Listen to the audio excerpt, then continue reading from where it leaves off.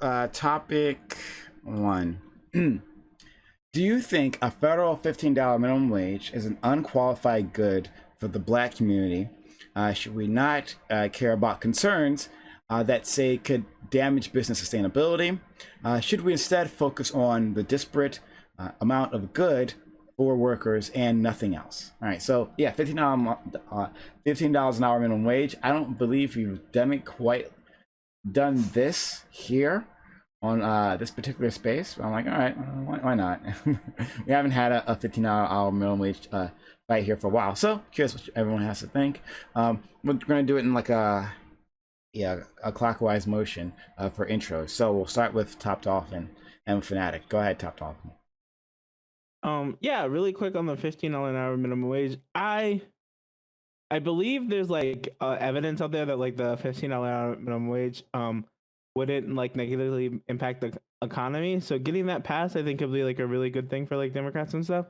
At the same time, I don't really like the blanketed approach to minimum wage. Things I like are like if we could somehow tie minimum wage to like inflation rates, at the very least, it's like bare minimum. But also, I think like regional minimum wages are kind of better. But it seems like states just aren't really good at implementing them. So if we could find a way for federal, from the federal level to like implement minimum wages regionally, I think it would be a lot better. Because like $15 an hour in like California is going to be like way different than $15 an hour in Ohio. I can tell you, like as someone who made $15 an hour in Ohio, it was like pretty decent. Like still not great, and still like probably should like people probably could do to make more. But like I'm not struggling to pay rent every month as long as I have like a decent place. Jamal. Yeah, I also agree pretty much. I looked up, I was doing a little bit of research before this, and like looking at some of the, studies from Forbes. They would say that the National Federation of Independent Business reports that 74% of small employers think that they would be negatively impacted by an increase in the minimum wage. But different studies, one by CNBC, shows that depending on the industry, which is the important part here, the industry is what really dictates which is going to like really have the most struggles. I think that there's definitely ways that we can both take care of small businesses that might be affected by a national minimum wage and still allow people to, be able to earn a decent, respectable living for themselves. I think I would be okay with even higher taxes to take care of small businesses, particularly just small businesses that can't even necessarily fund their employees, or at least until they're able to find a model that works for them that can do that. Okay. Azzy? Azzy? Okay, well, the only thing I could talk from is experience when I was working from dark times, man. When I was working customer service at a retail, it was J. Crew though, good place. But I was there working for $15 an hour. A lot of people weren't, and they were struggling, and they weren't close to. They're nowhere near being a small size corporation.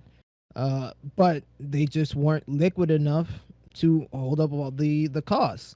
And yeah, I think I'm not saying that the 15 was the nail in the coffin. I think COVID was actually the nail in the coffin because they filed for bankruptcy like twice. Again in January of 2020. I got the letter in the mail, like, yeah, Chapter 11 bankruptcy. I just don't know. I feel like Senpai said, it depends on the industry, and also it depends on the balance sheet. If they're not liquid enough to afford paying everybody 15, I feel most corporations should be able to afford $15 an hour. But I just don't feel they don't handle their money right. A lot of people are not liquid. They are not liquid enough. A lot of their stuff, a lot of it is in expenses. A lot of them are in the red. I think $15 an hour would actually just it would get rid of all the bad companies, and then all the good ones would survive. True. And that's it. Thank you. Hey, Chris Cosmo. if you think a $15 minimum wage is detrimental to some of these small companies, try a massive worker shortage, right? You're definitely going to shut down, which has been happening here in the tri-state. I don't know if this worker shortage is hit everywhere else, but like these businesses are learning quick that if they're not paying a good wage, they ain't got nobody working for them. There's tons of places closing down here, but there's other businesses that are like paying like above and beyond $15 an hour that are just snatching people up. Like traveling nurses around here, like it's been on the news constantly. They're paying them $10,000 a week.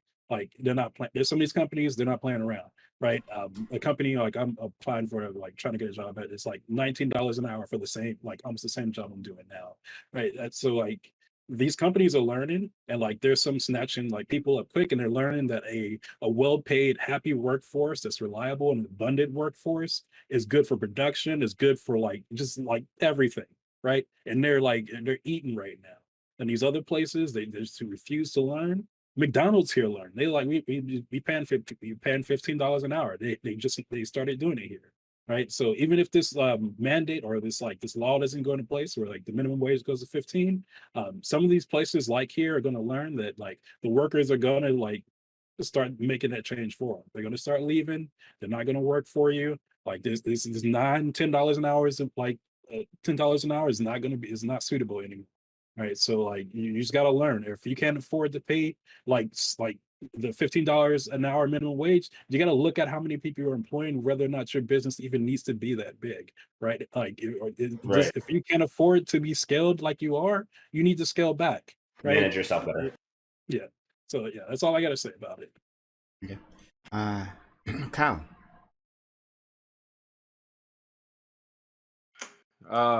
In terms of like minimum wage, I'm for it because a couple of things. People just aren't able to survive on the wages they're earning right now. Um, I mean, even look when coronavirus shut down, a lot of things that people say down here in the South, they were talking about things like, oh, people are being lazy and like getting, their money from the government or whatever with unemployment. But the reality was that people were making more money from unemployment and stuff like that than they were at their jobs. So just thinking about things like that, and then people being against increasing the minimum wage, the real reason people were doing stuff like that is because it's just not sustainable, whatever they're making. A long time ago, I worked at McDonald's, and just kind of looking around, me being young as a teenager working at McDonald's and seeing there's actual adults working there and stuff, and they got families and they got kids. I think people can find some compassion to increase federal minimum wage to $15. I don't think it's really going to cripple small businesses. I think like inflation, the way it kind of works over extended period of time, it doesn't just hit dead on, right? Like a weight. It tends to even out as time goes on. So more people making more money, 15 minimum dollar wage, prices start to increase slowly as well. I just think it'll help a lot of people now. No. All right. Yamato, excuse me. Oh, is my mic on? Yep. Oh, We can hear okay, you. yeah. As I can only speak from experience, like but as a person that like works minimum wage and like work at a restaurant job, I think that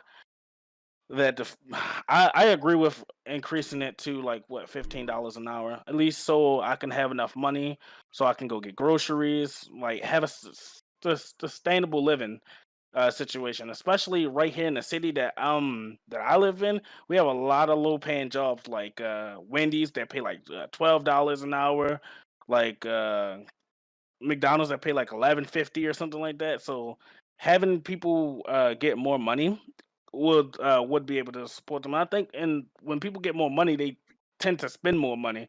So I feel like it will benefit the economy in a way too. If that doesn't sound wrong. Last but not least, Fanatic. Yeah, I think it's one of those situations where like we often like talk about minimum wage, but we kind of ignore the fact that like a lot of times minimum wage can be like really associated with like like higher costs for businesses, and we already know that like 66% of small businesses within this country fail. I think there should be like a competitive market in which we kind of make the decisions about like where people like have discretion about where they work. Like the idea about implementing a concept in which the government is going to subsidize like people's wages. We see this already happening in places like Walmart and McDonald's, right? Like both of those companies, like they're literally paid by the government for employing people. Meanwhile, while they're paying while the government's paying them, these same employees literally are on welfare. So then it's like, so these people are on welfare. Walmart is not giving them full-time money. So then now they're like double dipping into the government, basically. And I think that's a bit of a problem. I think minimum wage, like, again, it sounds good on paper, but I don't like the idea of making an emotional argument about, like, we should just do this because we care about people, because I don't think it's a matter of caring. I think it's whether or not these things should be beneficial, whether or not we can see that, like, this is going to that this is going to overall help the economy. And while, yeah, sure, like increasing the minimum wage, like I guess, yeah, it's going to keep like it's going to make these businesses more money, but then it's going to probably increase unemployment, as a lot of these businesses now aren't going to be able to sustain like the cost of maintaining their employees. So I don't know, that's my opener, I guess. For sure. All right, open to panel. Yeah, Fanatic, you're completely right about like Walmart with these subsidies. Even though like Walmart is the last company that needs these subsidies at all, they can pay their employees more than enough. Here, this happening, but like yeah, I know in other states it's still like they're still paying the pennies, right? And like they're still getting money from the government. It's fucked up. I think like if they're gonna do a 15-hour minimum wage, I don't think at that point it's going to be like enforced by the law, right? So like at this point, like the minimum wage isn't that much, and they're like the government's just subsidizing them to like just employ people. But at that point, like you'd be forced, like if you don't pay employees that much, you can't do business, right? If you won't have a workforce to like do it. So that's why I'm for the minimum wage, because it's like it sets that floor right there, and it's like, all right, if you don't do this, like you can't operate, you can't do business, and we're not going to subsidize you for you to do this. Like you have to pay, and if you can't pay employees that much, then maybe you should like reconsider what you yourself being a business, or at least the size of your business. Like the problem is like a lot of these like especially if you're a smaller business person, it's like good to start small and build up. And I think a lot of people are wanting to like get in, like start. Why they fail is because people go in to it trying to be way bigger than they need to be from the start, right? They can't sustain the amount of business that they're trying to do, right? They end up producing too much and not getting enough like sales or business because they don't have that much reach, like they don't have that much customer loyalty. So I think people need to start focusing on that. Like, and it needs to be taught more. Like when you are starting a business from scratch by yourself, right? Start small and scale up as you get bigger, as you grow, right? Don't just like jump into the market thinking you're hot shit. And then Wait, Chris, that's contradictory. You can't What do say you like mean? start. So you can't say start small and scale up, but then also say at the same time, if you can't afford $15 an hour, then you shouldn't be in business. Like Yeah. for a lot of these people, starting small is exactly why they're not going to have nearly as much production. And if they're going to have less production, then that means that they're going to have less money income. And if they're going to have less income, then that means they're going to have less money for employees. And so then like all of these things, starting small is exactly why the idea that like a minimum dollars of $15 is instantly going to be some sort of success. That's exactly why that's a problem. Like you do have to start small most of the time. Like Walmart wasn't always like the freaking monolith, whatever that it is now. Not monolith, whatever the word, what I'm talking about. Like it wasn't always that way. Like it had to grow. Like so, Yeah, like they exploited. I mean, yeah, they grew the way they did from exploiting like their employees and like terrible business practices that put entire towns entire towns of business out of business. So like they've done like shitty practices that like should be considered illegal, but they're not. They're not technically illegal. But because it's that way, right? Walmart got to pay their like employees very little. Before they were paying like employees like less than $10 an hour, like back in the day. They were like wait. No. But like with inflation, like in what the dollar was worth at that point. Like you make it sound like, man, they were paying people less than $10 an hour. What were you talking about when the minimum wage was like $4.25? Like I mean, like what does that mean? No, I'm talking about like not even 10 years, like 10, like say 10, like I don't know. Back in the day for me is like what 10 years. Like I'm young, so I don't know. Right. So like at that point 10 years ago, I remember people still getting paid minimum wage. I'd make like at which was still $7 and something still at that point, right? They were still getting paid that much, and most like some of the higher level employees were getting like what paid. They were getting $10 or so an hour, but it still wasn't enough even at that point. Wages should have been raised at that point 10 years ago, right? But they were also doing things like they were like they had so much because they had the production that they did, because they had all the workers that they did, right? They were able to have all these cheap products, right? They were able to like just set up anywhere and like put all these small businesses, like small places out of business, right? It's because like it's a whole bunch of this stuff. Like I didn't want like this to be focused all on Walmart. I'm just saying, like, if you're starting a business, right? If you go into it thinking like, oh, I want to have 10 or 15 employees, like that may not be the case. You may not be able to start that way, right? With this $15 an hour minimum wage. That's fine. You don't need to have that many employees. You don't need to have 100 employees starting out, right? Like if Right, you are wait, hold on, wait. First off, there's so much overhead that goes into starting a business. You have to pay literally just like, I mean, for everything, right? Like you got to pay for like the building that you're whatever. You have to buy, Usually like getting pay the loans initial for all this startup stuff. costs, right? But all those loans are debt, and those debt that's money. Those are things that you have to pay back with interest. That's money that you have to be. Well, yeah, you take that gamble that you can make a successful business. Right. That's the So point. so why do we tell the people who are taking all the risk and taking on this gamble that like what we're going to do is we're going to put like a hard cap over how much money you can be making, specifically because we just have like this idea like that no matter the harm, no matter the problem, no matter whatever, we're just going to immediately charge you, like I mean make you pay people something that's literally not like sustainable. Like if you're starting out and you're a small business. But the question to be had here is that like not a business that can't sustain itself. Like if I have a bit of my own business and I can only survive if I can pay people $2 an hour, does my business deserve to exist? Right? No. Like that's Okay. like the I mean, bigger I guess question, that's a different extreme. But here's the deal: like, if you can only pay people $2 an hour, then it looks like you better be hiring your family or something, or better be a passion of love or something like that. Like, sure, we got like plenty of businesses that have different goals, right? Like you have nonprofits and things like that, which might not necessarily be solvent. They can't like necessarily sustain based off of anything that they're doing, but they're like literally surviving off of charity and other things like that, right? So like, there's different reasons for having businesses, but simply just making like this rule, like it sounds almost kind of vacuous. Like, oh, nope, if you can't afford to pay people this number, which is arbitrary as hell, you have no reason to say $15 is more valuable than 10. More valuable. I'm sorry, no, not that it's more valuable, because we obviously know just quantifiably it is. But you can't then immediately you can't just go straight from like, hey, like $15 is the perfect number. Why not It's 17? not. Why not 20? It's Why not not. 25? Why not 30? 20 It's arbitrary. My point in is, most it's cities- arbitrary as hell, bro. So that, think and you need to come with a justification for why we'd be I think shutting in down most businesses cities- that can't afford this. Yeah, in most cities, the necessary wage for a reasonable standard of living, I think, is like up to $20 now with inflation.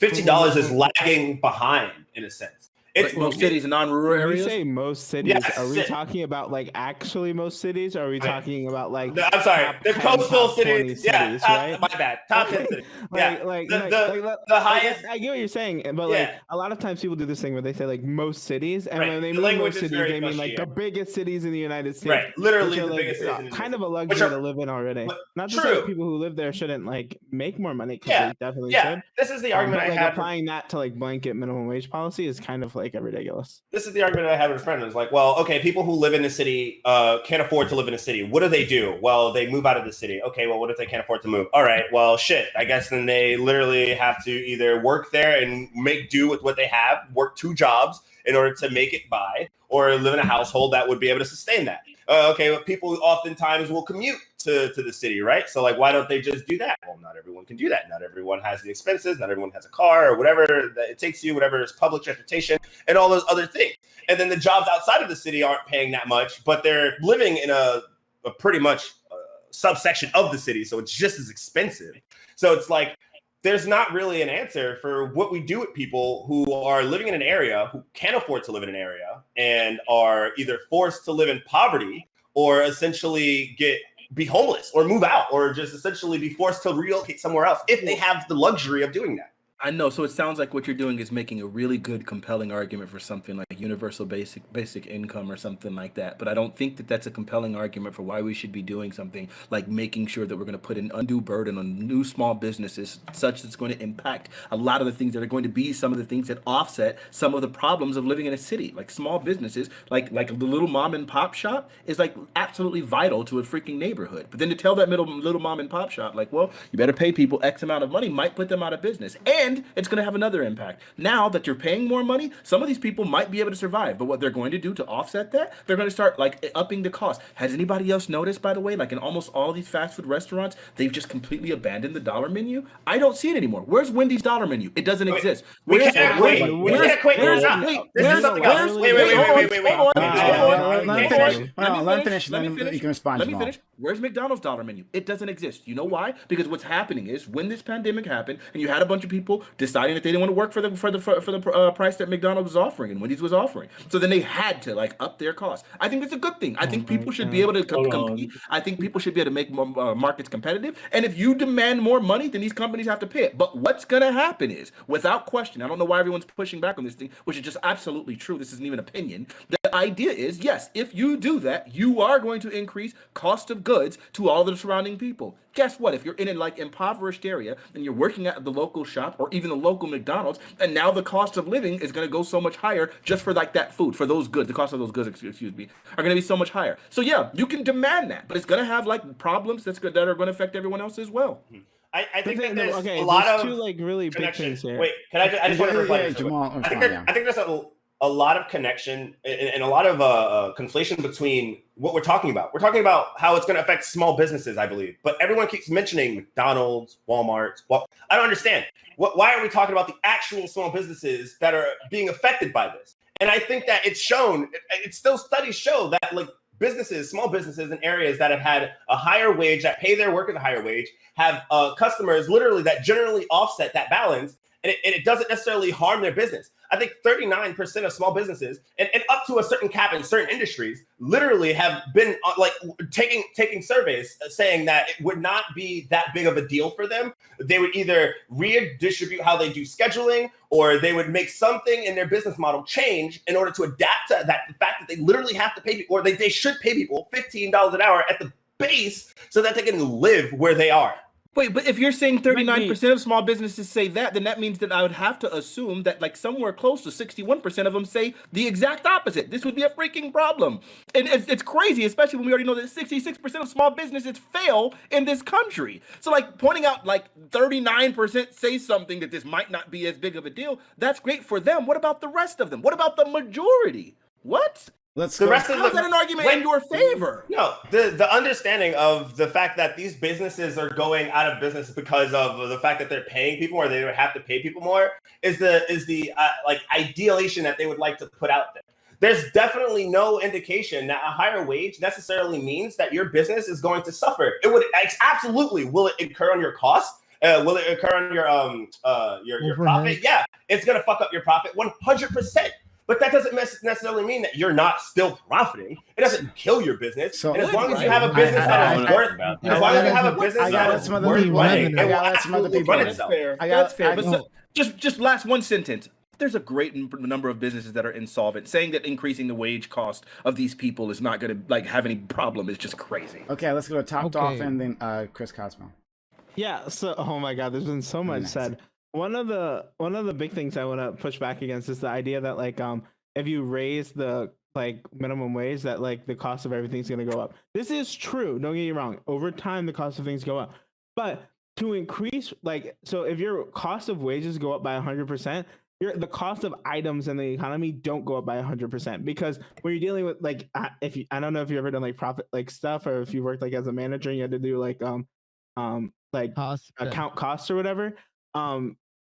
The amount you'd have to increase the price by things for profit is way less than the actual amount to increase profits by 100% than it would be to like increase wages. So like prices do rise, but it's less until you get to a certain point. Another thing is like the idea that the McDonald's dollar menu went away because of COVID. That's just ridiculous. McDonald's dollar menu went away a long time ago. When I was in fucking high school, okay, this is when they started getting rid of that shit. They've been trying to slowly creep up the prices of shit at the McDonald's dollar menu for years, just so because if they will pay $1, they'll pay $1.15. In March of They've been 2020, they trying still to- had a dollar menu. In March of 2020, they still had a dollar In menu. what cities? But But they that was might only in still- select places. Hold on, I believe sure. it was only- they got rid of the dollar menu for the value menu in fucking 2014, 2015, universally. Right? And Well, how- maybe it how was many of those universal, items but in that the- was the corporate push, right? They- Now, it right, might have sure, taken they franchise changed a the little bit to phrasing. come around. They had Some they got rid of that franchises, phrasing, but it was still there. Like as of Mhm. 2020, before the pandemic happened, literally, I was still able to go there. Not just them. Again, Del Taco also had one, which they've gotten rid of now. Wendy's also Yeah. had it. They got rid of that now as well. Like all of these Hey, companies I are don't now know where doing you this. live, bro. Yeah, We've been paying $1.20 for a McChicken since like 2014, Yes. and I know because I literally worked there and I had the prices for everything memorized down. Well, I guess you're right. Maybe the value Like, did they've been change pushing- differently. They've been pushing I this guess. out to increase profits for a long time before any sort of minimum wage hikes happen, before any sort of Okay, what about COVID, Wendy's? like, What about Wendy's? What about super- Wendy's? What about Wendy's? What about Del Taco? I mean, around here, Same.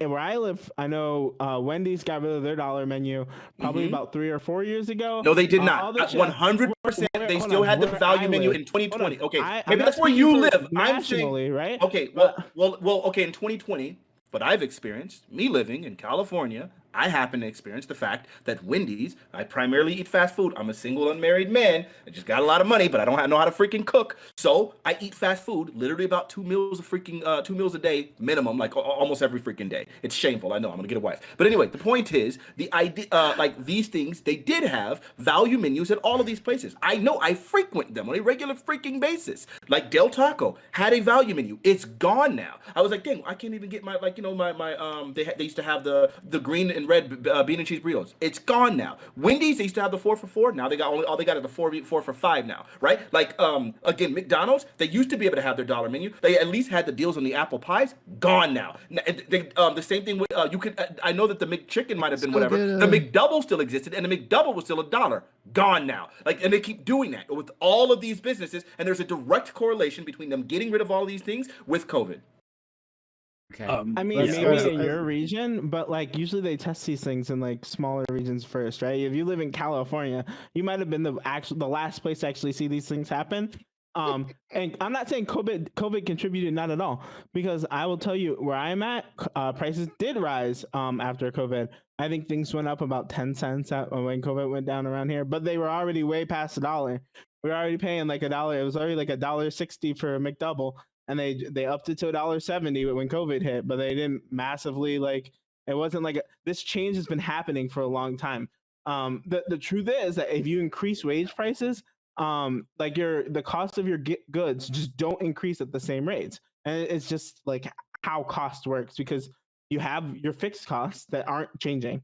And yeah, it's just very silly to think that like that all your shit is just gonna go up in price so much that people aren't gonna be afford because I didn't make that Okay, statement. we, And really we quickly, gotta hold start on. letting some other people in. Okay, I swear this is the last Because, statement. like, Last one. even if- Last even one. if prices You go literally, up- dude, you keep making this really dumb thing. I'm sorry, dumb is the wrong word. You keep saying this thing that I don't think is saying what you think it's saying, or at least it's not saying anything of value, right? Because you keep making a statement like, no, they've been increasing the prices over time. We know this, right? We remember Taco Bell 69, 79, 99 commercials. When has a bean burrito been 69 cents? Not, I was a kid when that was a thing. It's definitely not that now. We get that. But what we saw was a very sudden erasure of all of these dollar and value menus in all of these places the second they implemented their they got rid of their thing. That's what I'm saying. So just saying, well, like, yeah, they've been kind of raising prices over time. Of course they are. Inflation is a thing. We get that. But that with sudden, sharp erasure of these things with COVID, and that's what I'm addressing. So let's go to Chris and then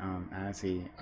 It's amazing. This has been centered around the dollar menu. This is just wow. Yeah, I don't know. It's because me and Top Dolphin live in the same state, but like you're definitely right. I haven't seen a dollar menu since high school, and like it's been like prices of goods all across the board here have been raising constantly every year to the point where like I remember as a kid, a bag like you use this like anywhere, like a bag of chips used to be like 25 cents, right? Right now it's tripled that price. Wage Oh, man, like now it's 50. like here is 60 to 75 cents. So like wages, like the minimum wage has not increased for over a decade, right? But cost of goods, hell, cable, right, internet, all these things have been steadily raising every single year. Right, we've been getting increases of cost of goods and cost of living. Like rent has been raising constantly, and no increase of wages. So I think like the worker shortage here is in part because like people are completely fed up. They're leaving, right? And COVID just like taught people like, wow, I can like I don't need to be slaving at this job I've been slaving at for years now, and like not getting any sort of like real benefit from it. People have been like taking their unemployment and then managing out how to just move to other places, or like they just went like they've been gaming the system. They're like, we're not like, because the systems were working against them so heavily for so long, COVID like gave people an opportunity to see things from a different perspective, to the point where like you used to have so many of these people, especially here as Republicans, being all like pick yourself up some bootstraps. But once they got a little bit of that freedom of like, wow, like this is what life's supposed to be like. I'm supposed to be around my family, right? I'm supposed to like have like a decent amount of time to live my life outside of work instead of working like 80 hours a week, right? Like the way people had to work before, I like you, if you weren't doing overtime at your job, like something that was like like it was ridiculous. Like nobody didn't work overtime. I like for the years I've been working all like my life since I left high school, I've always had to work overtime like to survive, right? It wasn't just something to have extra money. If I didn't work overtime, I wasn't gonna eat one week or like a part of the month, right? You just had to do it. Like, and people just can't live that way, right? You can't go like you can't have these companies like just slaving you, especially when the cost of goods are going up. Like everything you're doing is going up, and you have to make more to afford more. People working 2 or 3 jobs at a time. That's not supposed to be like, it's not how things are supposed to be. You shouldn't have to work 3 jobs to survive, right? It makes no sense at all. Like so, this has gotten to the point where people are saying 15 because like we haven't seen an increase of like minimum wage in over a decade. It's Wait, but supposed when to you been say like. you're talking about like at the federal level, there have been increases in minimum wage at the state level, like all around the country, and we see it continually at varying levels, right? Like sure, maybe Since like the federal minimum wage has been the same, but the minimum wage right now for in California is already about to be $15. I think it's like 14 something Yeah. now. I don't know, that's right? California, though. I'm gonna have Okay, to no, be I know. honest. I get that that's California. I get that that's California, and it's needed in California. In fact, it should probably be higher in California, like or at least like the survivability of people should be probably something higher. Like for most people, it's going to be above $15 an hour. I'm totally agreeing with that, right? But like just simply making a statement whether the federal minimum wage hasn't increased and whatever, like that you're not going to sit here and convince me that somebody in the middle of I don't know. Under my balls, Alabama needs to needs a $15 minimum wage. Like it's probably not going to be the exact same. well, Like there's going like to be a difference. Look, I'm gonna keep it real with you. I Uh, think this will harm small businesses, like sorry, because hold on, pause. Oh, we gotta go in order. So we got Azzy, and then we'll go to you, Cal. All right. So, but first, Chris, make sure you're done. to just Cal, that may be the case, but they may have like it may be the case where like there's going to have to be a balancing out period, right? Where like people are going to have to yeah, manage how they started So business. just cut hours then. That's what you're trying to So, say. Just cut hours. man. No, I want to get Azzy in. I want to get Azzy in first. This is go ahead. We come back to it. Azzy. Yeah, I'm kind of confused. Are we who's arguing for what? But I'm certainly arguing for the $15 an hour. And if anything, at the end of the day, if they raise it to $15 an hour, people are going to be working 2 jobs because especially at a lot of these service jobs, because they're going to reduce your hours. They are going to reduce your hours. When I had $15 an hour and I was in like New York, where the money was coming in from tourism and all that, they were trying to cut people's hours because a lot of these companies, and it was J. Crew, a lot of these companies are not fiscally responsible. A lot of the time, even to Fanatic's point, it's actually like 4 and 5 businesses, small businesses fail or startups fail. A lot of these places are not fiscally responsible. You heard about WeWork, who had all that money, new great company, and they were just spending it stupid on yachts. That's a lot of these companies. A lot of these companies are not spending their money wisely. So they were cutting hours for people. A lot of them didn't even have $15 an hour at J. Crew. They were cutting hours in order to fix their balance sheet, because a lot of these companies are in the red.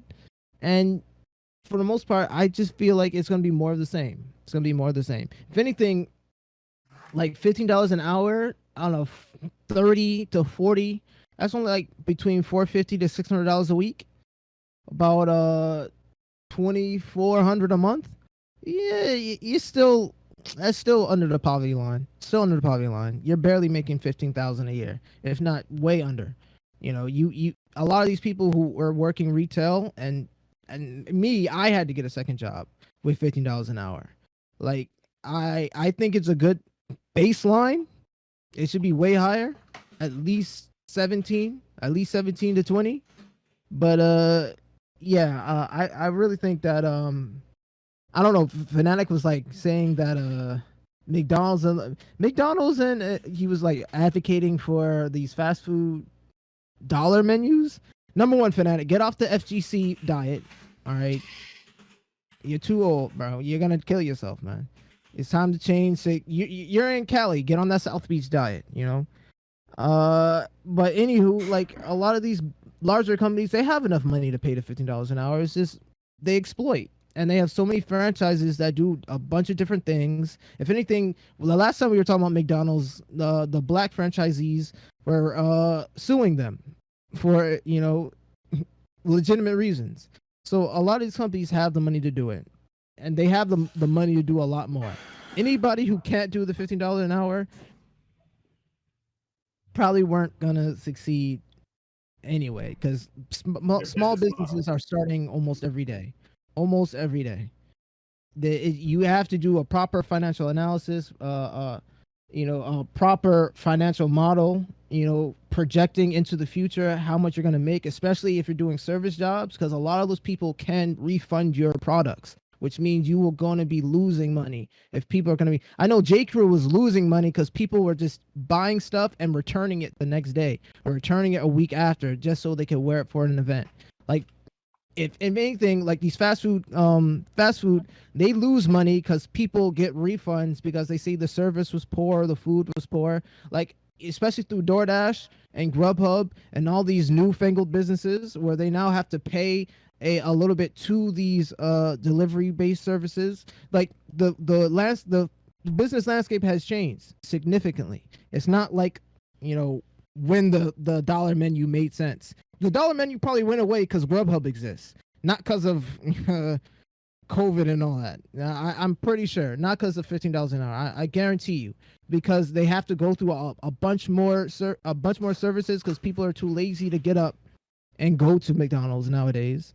They're buying the Tyler One $20, you know, McDonald's, you know, pack, and they're having somebody, and then they have to pay the tip to Grubhub, you know, the mandatory tip.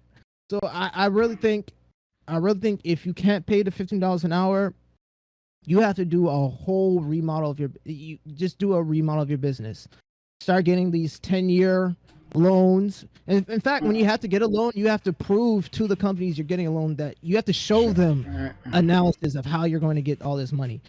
It's not, yeah, you have to clean up your bottlenecks, cut your expenses, and start making your business look more, you know, you start building customer loyalty. It does come with the risk of then increasing unemployment, which means then probably need some sort of universal basic income to some.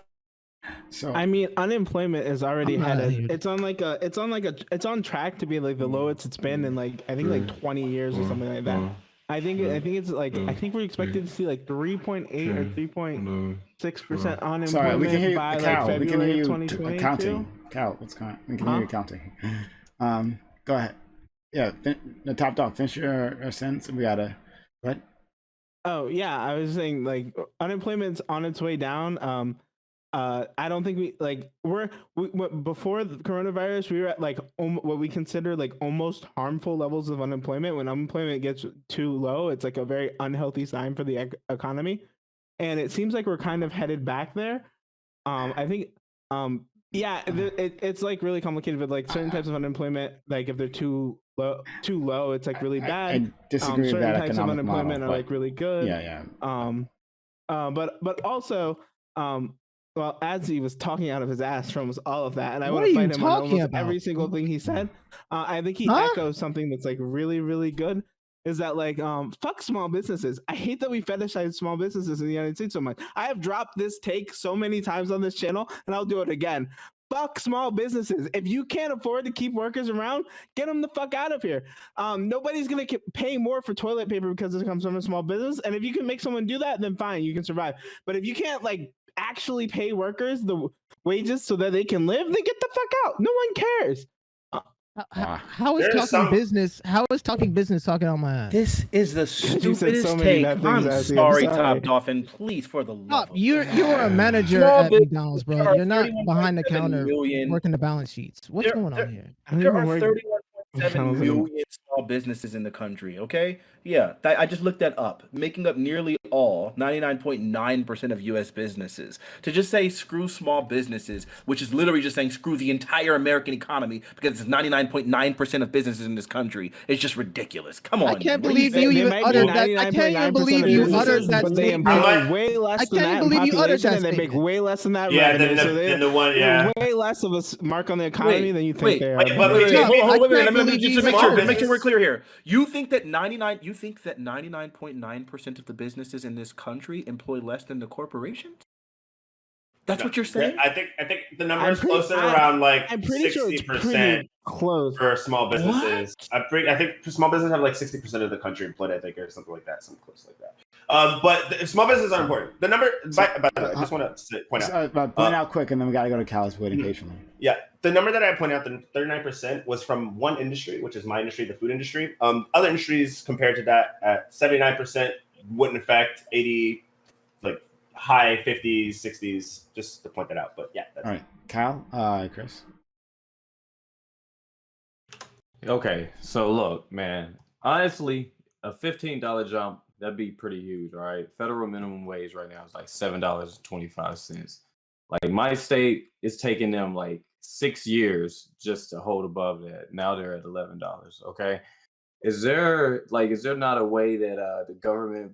I don't know. We need some kind of regulation. If we got small businesses that can't meet a certain criteria or something, do they get like some kind of, I don't know, some kind of aid or whatnot to Or pay those- compensation. some kind of compensation, or in like, tax the corporations differently or something, like McDonald's, Walmart, all those places. I don't think they're really going to be that hurt by a $15 minimum wage. I think we can find the not revenue. really gonna be hurt. Yeah. I think we can find a revenue to subset the costs that these smaller businesses in certain industries, once again, will be taken on to pay their employees more. I think that's totally viable.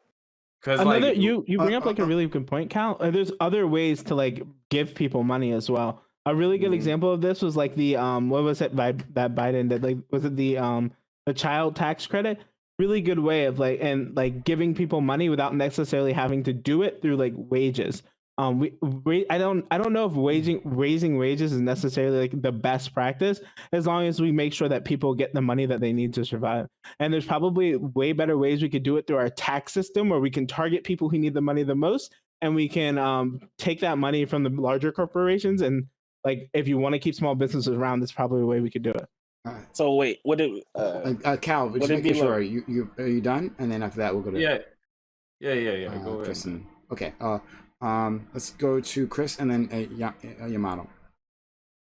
Like I agree with Top Dolphin's take. Like all these small businesses are not all created equal, right? Maybe I'm biased because I'm in the city. Like most small businesses around here, they're able to afford to pay like their employees $50 minimum wage, and they've been doing it, right? You don't know There's only these places. Please, come on. You can't say most. What do you mean? I live like I work in these places. You live so, here, like, but you don't know the balance sheets of these individual companies.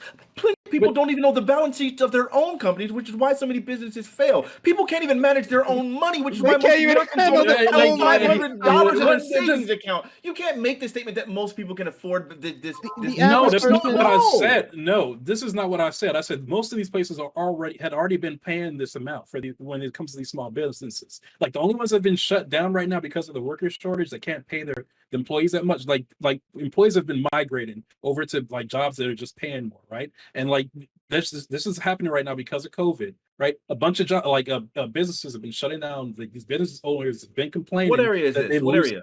I'm in Cincinnati, Ohio. So like I'm in this tri-state area, right? these businesses are closing down. It's not all of them, right? But it's like all these smaller businesses that weren't paying their employees that much. They were forcing employees because they weren't trying to hire a bunch. They were forcing they pay employees like $9 an hour and then forcing them to work long crazy hours because they weren't employing more people. So they had to like come in on days where they shouldn't even be working. They don't have enough people to cover their shifts, but they were just operating this way because it's just like that's how they felt like operating. Even though they could have afforded to pay more employees, probably higher wage, without having to force like one guy to work all these crazy hours. Right. They just weren't doing it. And now because they were so stubborn, they wanted to keep doing this practice, they've been shutting down. But like bigger businesses, like some like moderately like not like super small businesses, like they've been fine, right? They pay up close to like 15 and up to $20 an hour. Now, like I'm surrounded by small businesses here. Restaurants, they're all flourishing. They're fine. They're getting tons of business. They have employees, right? But there's going to be some people out on the fringes who've been doing these practices because they've been allowed to do it for so many years, right? Who are going to obviously complain about it because it's like, I don't want to pay my employees more, even though they know the person that they're employing is like literally struggling and like not only has that job, it has another job to do while they're sitting pretty on a few different properties, right? Like these people are like buying up houses and stuff in these communities. Like these business owners, they've been living so good so long, right? And like while like just like paying their employees pennies on the dollar, they're mad right now because they're losing that advantage that they have, right? Now they have to point out, bro, what advantage? 30%, What advantage is this? 30% of Cincinnati, the way they've been able to exploit their employees, like 30% of black businesses in Cincinnati, Ohio, have like been shut down as a result of the pandemic, right? 30%, 40% like nationwide. So like this 40%, that's close to half of all of them. Well, black people have received a really low portion of the PPE loans for small businesses. I totally agree with you, and that's part of the reason. But then like to sit there and just jump it, like, no, they can afford to pay this $15 an hour. Again, like black businesses struggle. Most small businesses struggle. They haven't shut down because of the minimum wage. 66% of those small businesses. Okay, but 66% of small businesses fail. So then if 66% of them are failing, you got to imagine that the vast majority of them are failing because of some form of insolvency. So like the idea that like just to be able to make a blanket statement like, oh, they'll be able to afford it, I think that's just not true. Second, what I'm saying is if you can't afford it, you shouldn't be there. Like you shouldn't we've already gone over that. But I will say like the best take of the entire night so far, it does sound like what Cal was talking about. We'd probably make the most sense in the world if we had like maybe for corporations a different system than what we have for the state level, right? Like then maybe you wouldn't have to be in the small business level. So then you won't have to worry about these small businesses which can't afford something that like say Walmart, like which is where like people have been complaining about the conversation centering around. Yeah, Walmart absolutely can like afford to pay whatever the freak minimum wage. They could literally double the minimum wage. They'd be perfectly fine. Same with Amazon. Same with a lot of the corporations, right? But the idea is like small businesses like thinking that they can just instantly afford it when we already know that a lot of them fail because of not being able to make ends meet. It just sounds freaking crazy to me, especially with skyrocketing real estate costs in the country right now, and especially in the state of California. Like the idea that like these people are just going to be able to just turn on a light switch and be like, I can pay this money when they're already struggling to pay these ridiculous prices because all these banks are buying out all these freaking real estate property. Realistic, man. Like it just isn't. Yes, having the government subsidize something so that they can offset some of the cost of these wages, it does sound problematic unless we find some way of making sure that like they're not going to be going to corporations like Walmart and McDonald's taking advantage and things like that. Doing it for small businesses actually sounds like something that would actually make sense. Then at this point, maybe you might be able to come up with something like that. But just saying across the board, just bar none, $15 is crazy as right. Especially when you look at the minimum wage in a place like freaking Alabama or Kentucky or somewhere like that. You're not going to tell me that they need $15. That's just like you're not going to tell me $15 is enough for California. Like we can't just say things like this. It has to be means tested. It should be more a reflection of whatever the cost of living is. Make a minimum wage that's relevant or reflective of the minimum of the cost of living, the relative cost of living in that area. And create a tiered system for corporations and private businesses. And now you actually have something that actually works. Just like blanket, like simple leftist take of just minimum wage is just so empty. I feel like a lot of people, but a tiered system's never going to work. What's going to happen if you create a tiered system? People are just not going to work at small businesses, and we're in the same problem. Yeah. Also, I don't think we should pretend that like the issues we're facing now due to COVID and the issues we were facing at the beginning of COVID, when massive amounts of small business closed, are the same.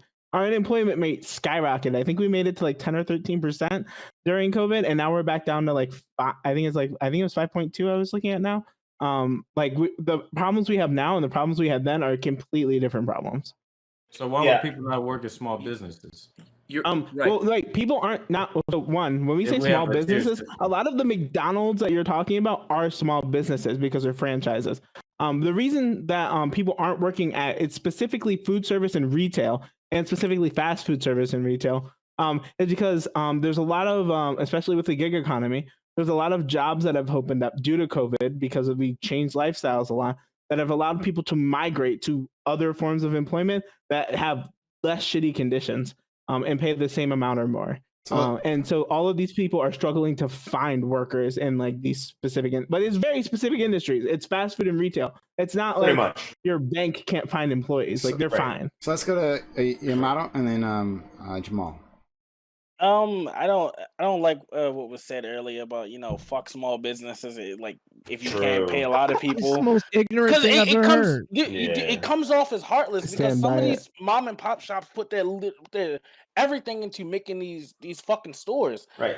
And they're staples to the communities. They're staples to the communities, and you just saying fuck them, like they don't deserve to be around. If they can't pay their workers is just kind of fucked up and heartless. Like Top, you're gonna have to hold the elephant tonight. You're gonna have to hold the elephant. Respond all the time. Top, you can respond. Yeah, okay.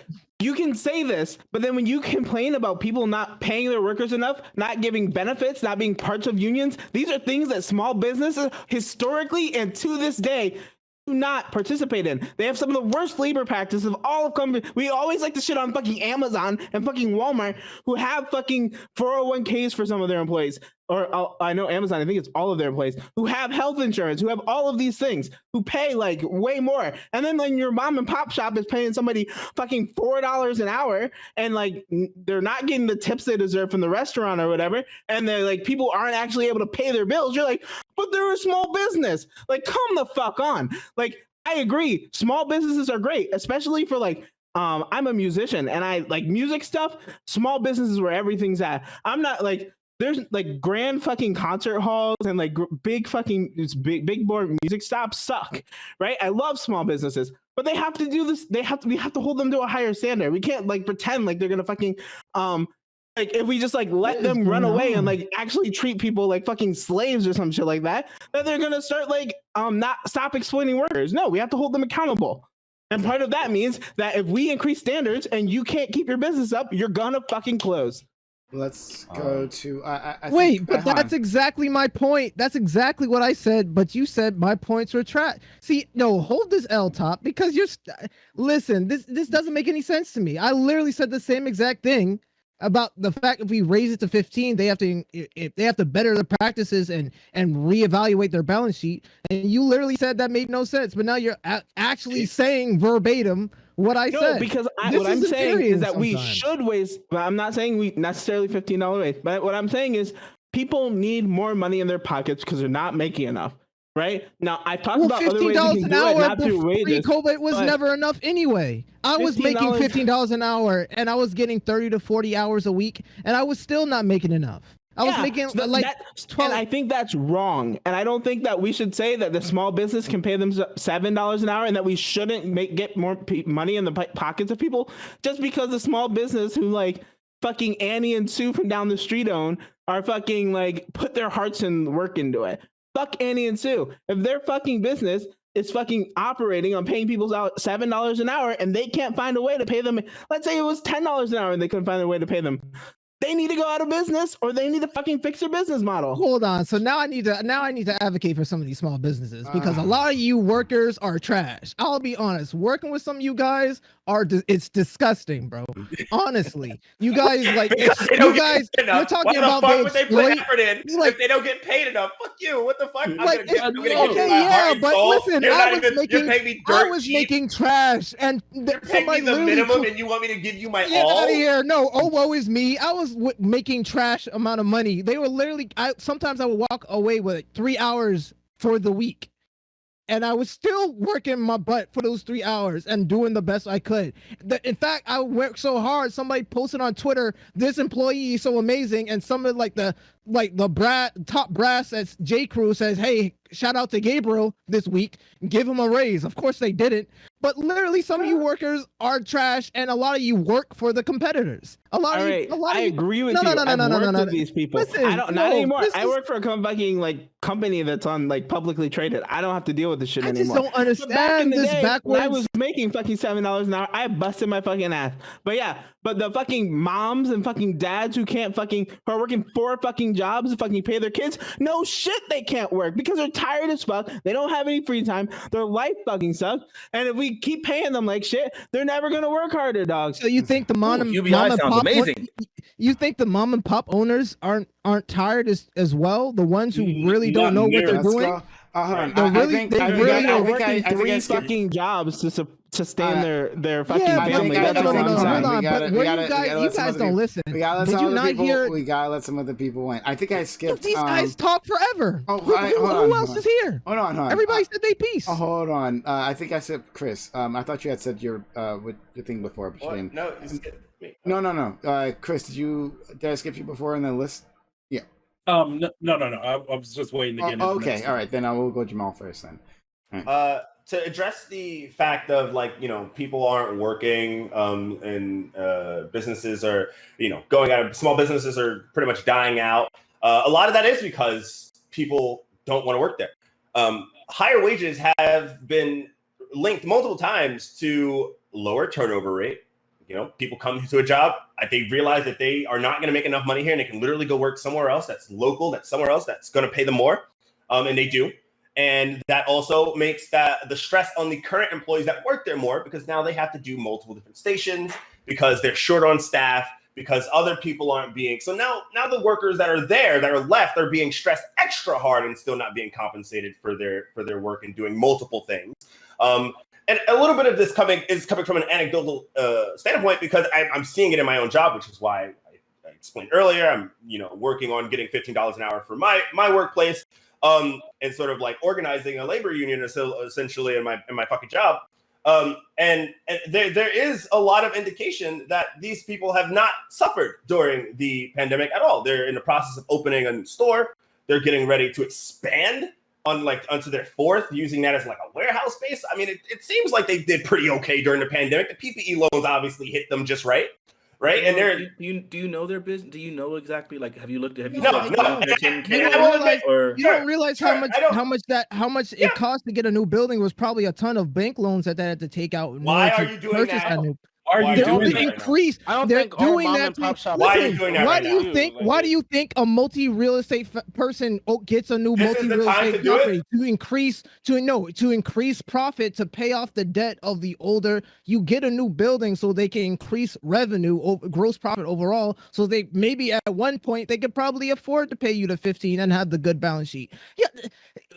Y'all don't know what y'all talking about sometimes, man. Okay, y'all just come up here, y'all venting. Y'all are venting. Yeah, maybe there I don't is- like how you're comparing the fucking. They were trying to outpace their debt, huh? I will. If they were trying to outpace debt, that would be called a Ponzi scheme. All right, but but no, I don't think that we're comparing the fucking small business owners who have to open another store to increase profits to the people who literally can't pay their fucking rent every month. Right. Holy shit! These are two different classes of fucking people. Rent. They're paying rent in the building. A lot of these people pay business rent. owners are literally the ones that are employing the people with their rent, such that they can even make rent per month. It's like you're demonizing the small business owners, even though they're the ones that are employing the vast majority. I'm sorry, not the vast majority. They're employing 48% of Americans. I looked that up. So if they're employing 48% of Americans, to demonize the people that are literally dang near half of our freaking workforce, employing half of our workforce, even though the vast majority of them will eventually fail, because they all did, 66% of them do. It's just crazy to me. Hold on, Fanatic. I just want to push back on the 48%, because it's probably like that because they just transitioned to something like Amazon or something. I googled it. No, 66% of small What year? businesses What year fail. was the data? What year was the data? After 5 or 10 years, I can't remember. I think it's 5 years. Yeah, it's 10. It's 10. 66% is out of 10. But yeah, so the idea is, yeah, like they currently make up 48% of all like employees in the country. 48. What year was that? What year was that statistic? Currently, So it was like 2019 yeah. or 2019 to 2021. Okay, but that's fairly new. That's I just don't wanna, so we're dealing with data. That's I don't not, care how new. I don't care how new it is. We're dealing with now. So now the statement I'm making is accurate now. So Now- currently, The move virus is small on the business- move, bro. The move variant is on the move. You're talking What does about that have to now. do with the statement I just made? Izzy, please stop. This is why I mute you. No, it has a 48%. big.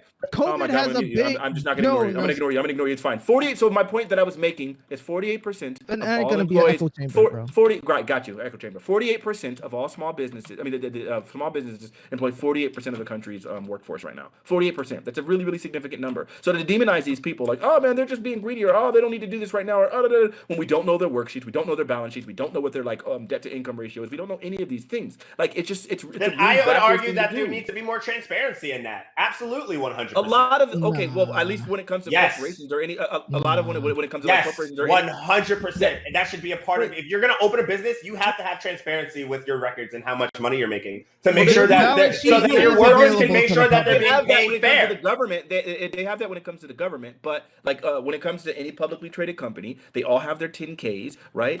So like they already release exactly what their costs are and exactly what they're spending and all that stuff. Anytime you want to look up any kind of stock for any company, you can find out exactly what the value and what their revenue is and what their debt is and where they're headed and all those things. Like you can find out all that information. Like that's all available. Like there's transparency for that. But demanding that same thing for something like a small business sounds a little bit absurd. No, Like, I don't think so. We don't even know like all the different classifications of a small business though. We're thinking like restaurants and stuff. That seems to be like what everyone's talking about. But like small business can be anything. Like think about like a little league business.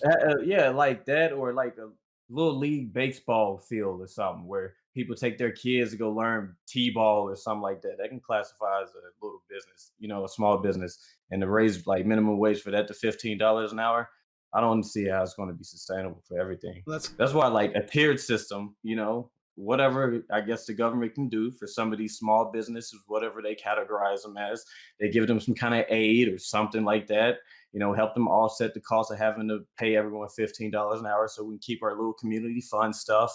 And then, move up as corporations and stuff get involved. Tax it, give them less aid or whatever. I don't know. Something could work. I can get behind that. Anyone disagree with that? What's wrong with that statement? No. I Giving agree with aid sounds like it's a good idea. That's what I've been saying. So Literally my hit the pushback businesses against that that can't would do just it. be that I All think your there's boys more and brothers. efficient ways to get money in the hands of workers, rather than do it through like giving aid or loans or just subsidies to small businesses. It's to keep the to raise places wages. employed, though. Like the boys and girl clubs. You want to keep the employees in there, so you got to give them some kind of incentive to not go. Yeah, so work this at- is kind of what I've been talking about the whole time. Is like the problem isn't necessarily that the minimum wage too low. Problem is there's people who can't afford housing. There's people who can't afford to eat. There's people who can't afford to go to the doctor, and we need more money in the hands of like low income Americans. Minimum wage seems like a one way you could do it. I think it's kind of ineffective. Blanket minimum wages, there's been a lot of evidence that shows that $15 an hour isn't going to have that big of an impact from an economic standpoint. In the future, we're going to have to keep raising it. And it seems like there's better ways to do it through like tax policy, maybe. Like I said, the child tax credit, like refundable, like monthly payment tax credits could be amazing ways that we can get money to these people. But like if we don't want to raise minimum wages, and that would actually like help protect your small businesses a little bit. But that's but I don't think doing nothing absolutely is like I do want to get. I do want and that's a non sequitur. You're like yes, there's a billion things we can do, like housing subsidies, which would offset like some of the problems associated with people's wages not being enough. We could do UBI, which could offset the problem with people's economic situations being whatever. Like there's a billion different things we could do. Like we could do free education. We could help people with their debt. We could do whatever. Like all of it. Sure. Like yes, there are other things that you could do, but like we're right now we're just specifically talking about whether or not when it comes to wages and employees, and employers, whether that relationship is stable and sustainable and fair to the workers and fair to the businesses. Like, yes, there are other things that we can do, but like Like, if this is something that's beneficial, then you should be arguing that it's something that's beneficial. Like, just simply saying there are other things that could be done. Like, that doesn't, like, what? Like, Let's go to let's go Yeah, to but let's at go the to end of Chris. the day, we do have to I draw a wanna- line in the sand I where we say, wanna- like, hey, if you're paying less than this, talking. it's too I little. want to let in Chris. He's been waiting patiently. Yeah. I still think Top Dolphin is 100% correct. We are like infantilizing some of these smaller businesses and the practices they do. I don't know.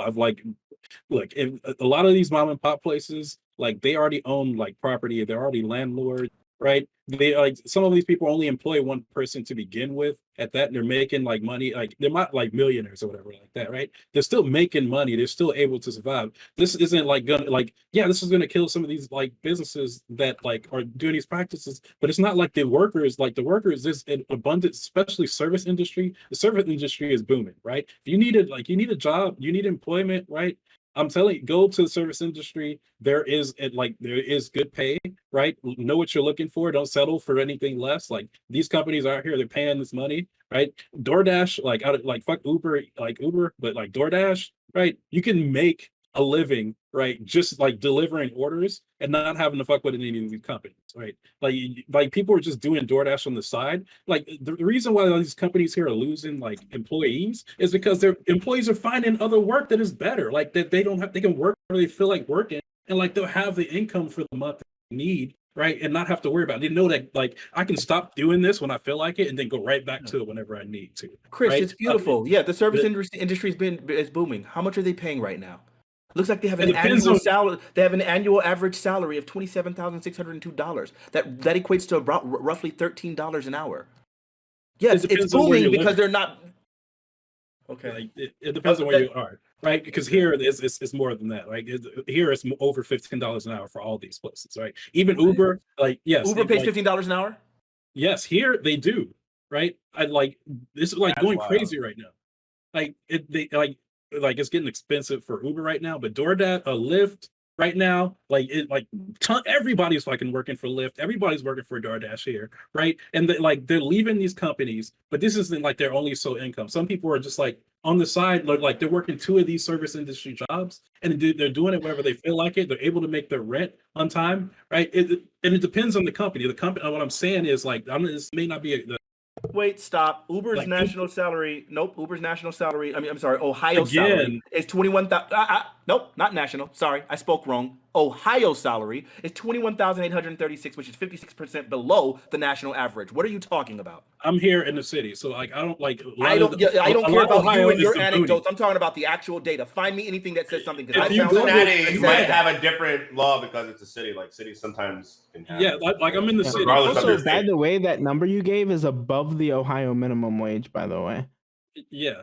The Ohio minimum wage is low as fuck. Yeah, it's like a lot of places. A lot of places, like, yes, they have the minimum wage, and then like sure. I don't know what it is related to like the Ohio minimum wage, but at the end of the day, my point is like to say that these services, that these places are booming when it's like, man, like when they're like the wages that you're demanding and saying that are like so acceptable are not what's being paid, then it makes all the sense. If somebody's paying something 75 cents an hour, then yeah, I bet you it's booming. Do you think there's like a super shortage of people of like farm or agricultural workers in this country? Probably not, but we know how low, like for the quality of work that these people are doing, we know how like underpaid they are, right? So like just saying something is booming because there's a lot of jobs for it, like sure, there's a lot of jobs for it, but it's not like that they're paying the wage that you're talking about. So maybe the fact they're not paying the wages that you're talking about is why they're booming. Fanatic, I need to push back on the way you're using these numbers, man. Yeah, a lot of the way you're looking at the numbers, there's a lot. It's a much bigger story than how you're using them.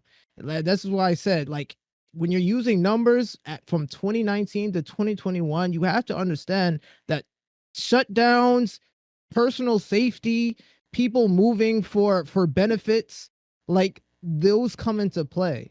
Like people are moving jobs for a lot of reasons, not just because the pay is low. A lot of people quit their teaching salaries in New York, which was one of the, like, you could live, like, it was like 60,000. A lot of people just quit because they didn't want to be around potential COVID, people with COVID. They didn't. Okay, what does that have to do with anything that I've said so far? I feel like you're literally just bringing a complete non sequitur. Literally, when you said the 40% in 2019 for like a lot of people moved to these larger companies for the health benefits. A lot of people move to Uber Eats because they didn't want to. It's safer because you don't have to interact with a lot of individuals. You're just going in, you're picking up your food, you're leaving.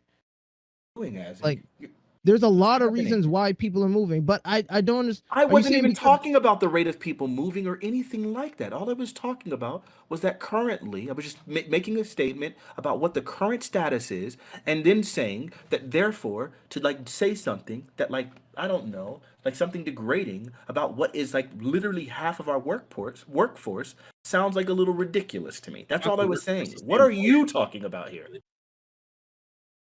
I'm like, to go back on what I was saying, and also the service industry is much more than like these like DoorDash and everything. It's customer support, it's tech support, right? These places, which was working from home. Yes, and they're hiring across state lines and they're paying crazy amounts of money. I'm telling you, right? It's like there's like work to be had, and like they're snatching up the workforce right now. That's what's the problem. That's what's happening here. That's why a lot of these places are losing. They're just snatching people up because they're paying so much more. They're letting you work in a more comfortable work environment, and they're giving you benefits and a safer work environment. Yeah, which is a big reason what I was talking about. So I think something that we need to also talk about is that not all small businesses are the same. And that like a small business can be anything from the mom and pop Chinese place that's just them and their family and has 7 employees to to companies that literally have 1,500 employees and make $40 million a year, right? Like all of these things are encompassed in small businesses. And maybe it would be better if there are like different categories. I mean, there are different categories in terms of like taxes and stuff like that. But in terms of like the conversation, like maybe like local businesses deserve something different than like a small, like massive chain of McDonald's that's like 30 strong, right? Like not every small business is necessarily the same, and not every like I said, like your mom and shop businesses are gonna be like way different than like your massive like small businesses with like thousands of employees. Okay. Oh, sorry. Anyone else on that one? Yeah, I just want to say, like, because of COVID, a lot of people's cost of living was cut short because they literally weren't leaving their homes unless they were going to get food. Mm-hmm. Yeah, like their traveling expenses completely vanished. A lot of the working. What does that have to do with what we're talking about, though? Well, $15 an hour becomes a lot more viable when people can actually afford to live on $15 an hour. Which is what I'm saying. Which is why I'm saying COVID only on $15 an hour. But before COVID, people had to go to work. They had to get up and pay mass transit fees. They had to pay gas fees for their cars. Like a lot of people had to pay to bring their children. Like if they have multiple people in their families, there's like lots of costs that have been like denied by COVID. But that's what I'm basically trying to talk numbers right now, not just pure like what about these numbers? What about these numbers have like anything bearing on anything that have been contended thus far in the conversation? You're literally just bringing up little ancillary numbers about just, hey, by the way, here's some figures we can talk about. Like, let's talk about the fact that people's cost of living went down. What does that have to do with when we're talking about the minimum wage? Well, let's talk about the fact that like people like leave these jobs for whatever. We're not even talking about. Did you not hear what I said? I said the $15 minimum wage becomes a lot more viable because people can now survive on about less than $15,000 a year. Wait, $15 an hour is not $15,000. It's about $30,000 a year. What? 15,000 by 23 weeks? No, 15 by 15. $15 an hour is around $30,000 a year, around $31,000 a year, right? Oh, I need to do the math. Let me do it right now. 15 times 30. $15 an hour is $15,000 a year. Times 23. It's 10,350. No, it's about 30K a year. Hold on. Are you talking? No. Hold on. Pause. You got the last word, Azzy. Are we talking hourly? Because I'm talking retail, and when I was working $15 an hour, I could not get them more than 30 hours, and you're getting paid like on the business, which is like 56 weeks divided by 2. You're getting paid bi-weekly.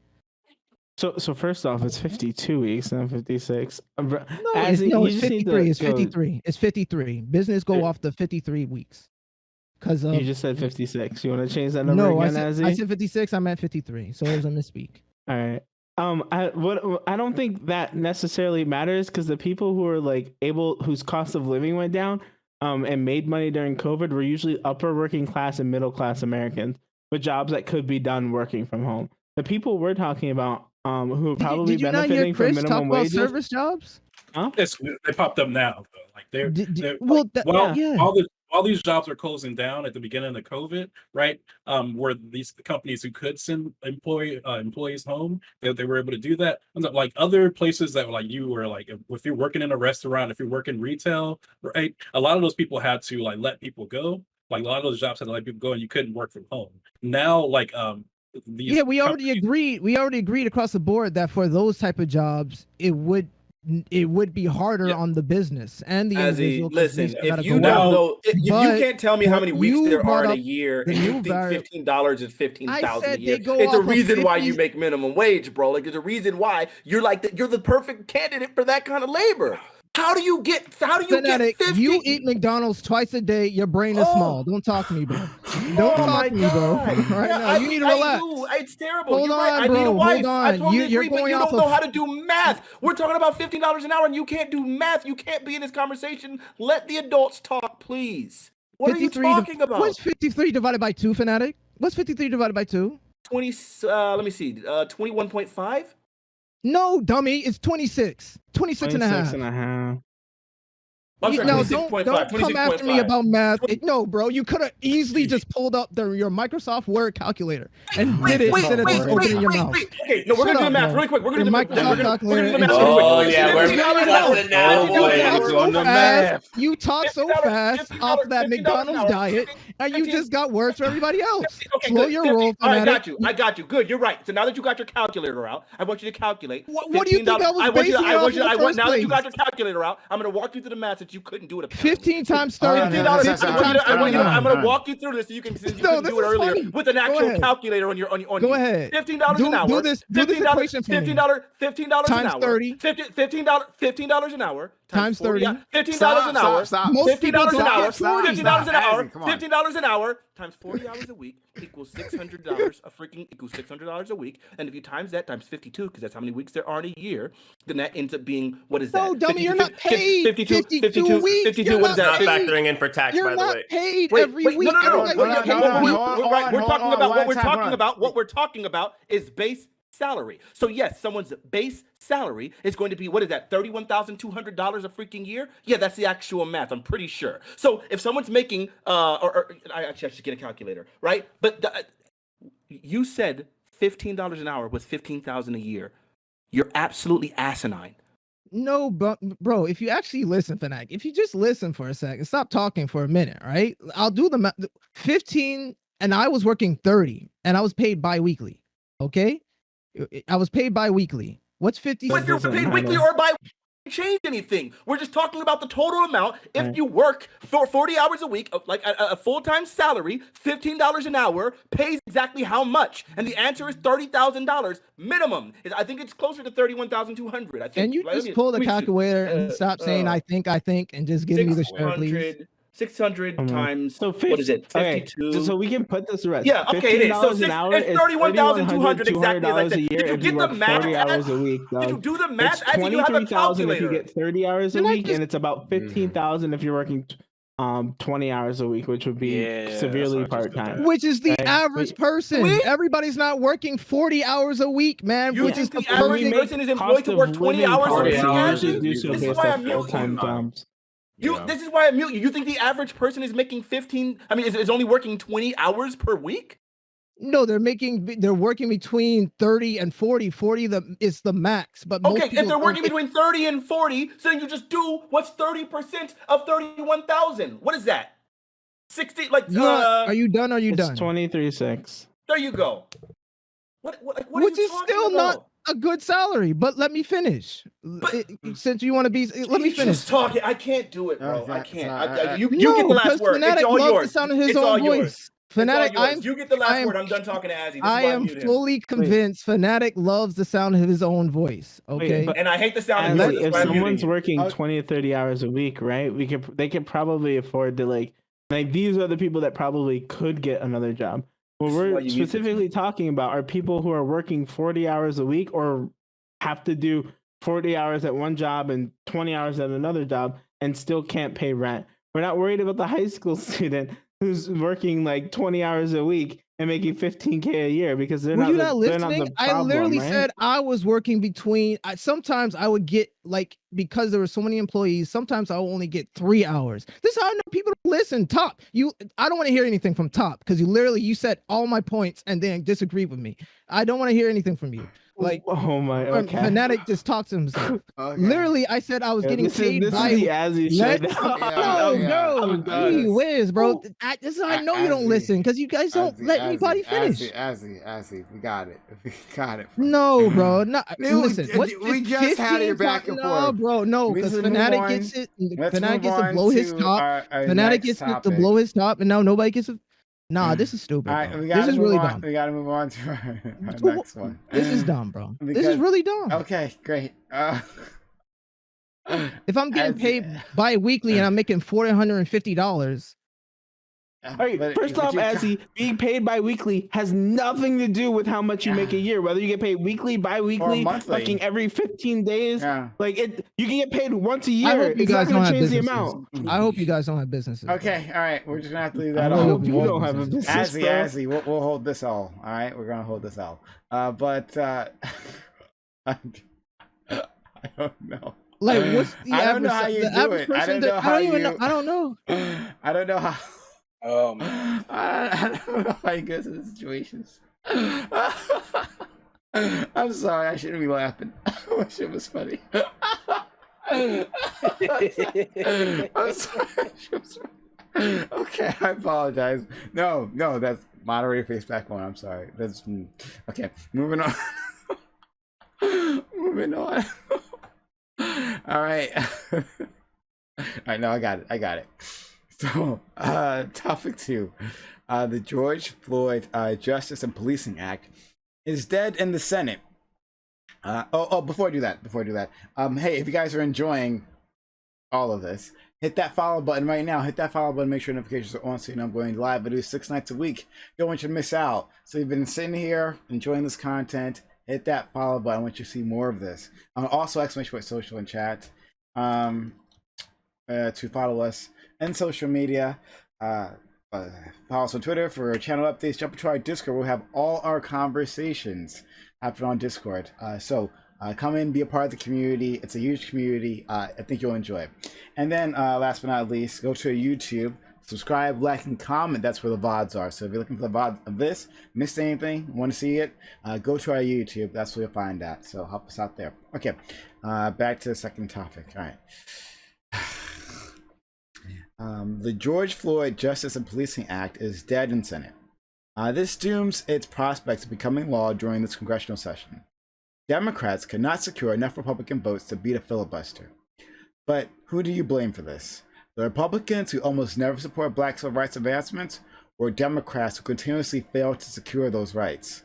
I wish our friend GSU was here for this, because I know he's also very passionate about this issue. But we got a great group I think we'll be able to manage. So Top Dolphin, I hope you've recovered from the last topic. Taking a breather, right?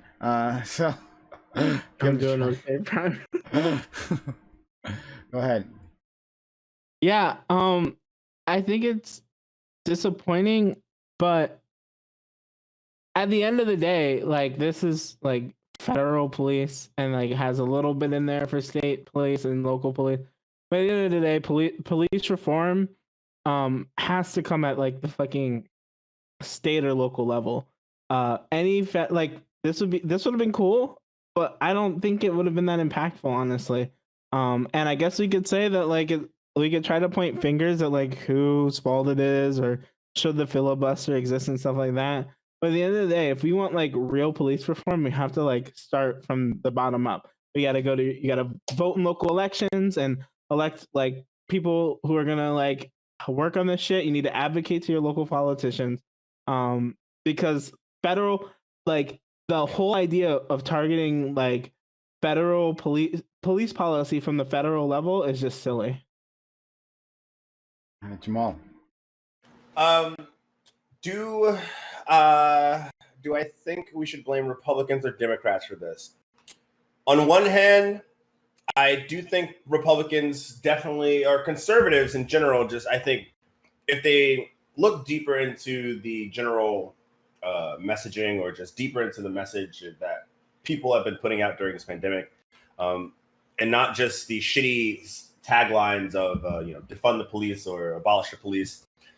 For that, I do blame the Democrats. I do blame left-leaning people for adopting a slogan that essentially made conservatives and moderates nowhere near even considering doing anything or passing any sort of left law that had anything to do with the police, either on a federal or state level. So the fault lies with both. Conservatives don't really want to do the research into knowing what we're trying to adjust, and not admitting that police in this country, just in general, have too much power. They just have too much power. And the Democrats failed by promoting, or at least not outright condemning, a pretty shitty slogan. Okay. Let's go to Azzy. Simpa, you were talking about defund the police? What slogan were you talking about before I go? Yeah, defund the police or abolish the police. Okay, yeah. So yeah, I more blame the left for making a battle that, and then BLM for actually even having something to say about the act. Then I blame the right, because if anything, you just give the right more ammunition to stalemate. What's his name? Was it Tim? What's his name? Tim Scott? Tim Scott, yep. Mm-hmm. Yeah, so yeah, he literally used the very slogan that you guys inaccurately use. I think I was talking to Yamoto about this before we even started. They should have had a better slogan, or they should have just moved in silence and just waited, which is what the Republicans did when they put in the Suppression Voter Act. Like, literally, this bill probably could have made traction if people just shut up. Honestly. That's all I have to say. Like, yeah, that's it. Like, I blame the left that this didn't work out. Wow. Okay. All right. We're gonna have a fight about that in a second. But thank you for that. Let's see. Let's go to Chris Cosmo. This is solely on the right. Yes, I can blame Democrats for some incompetence in marketing this bill to like a certain like Republican constituents, because it's a lot less than what defund the police or abolish the police that some of the leftists are pushing. Like this, like George Floyd Act was like the perfect bill, right? It wasn't doing anything like incredibly crazy. It was doing things that made sense, right? It was like a bill that makes sense to start somewhere. Like, it had a lot of really good things in it, and it wasn't like just like completely completely tearing down police like systems and like completely like restructuring them all together, right? Or completely abolishing the like police state. This should have been an easy one to push, but because because Republicans push back on anything Democrats do, even if like this bill wasn't that bad, and like they could market it to their own, like, because like the issues with police power and like the police state right now, it's like, even though it disproportionately affects Black individuals, it affects everyone. Like, everyone is getting screwed over by the police, and everyone is getting treated terribly by the police. And this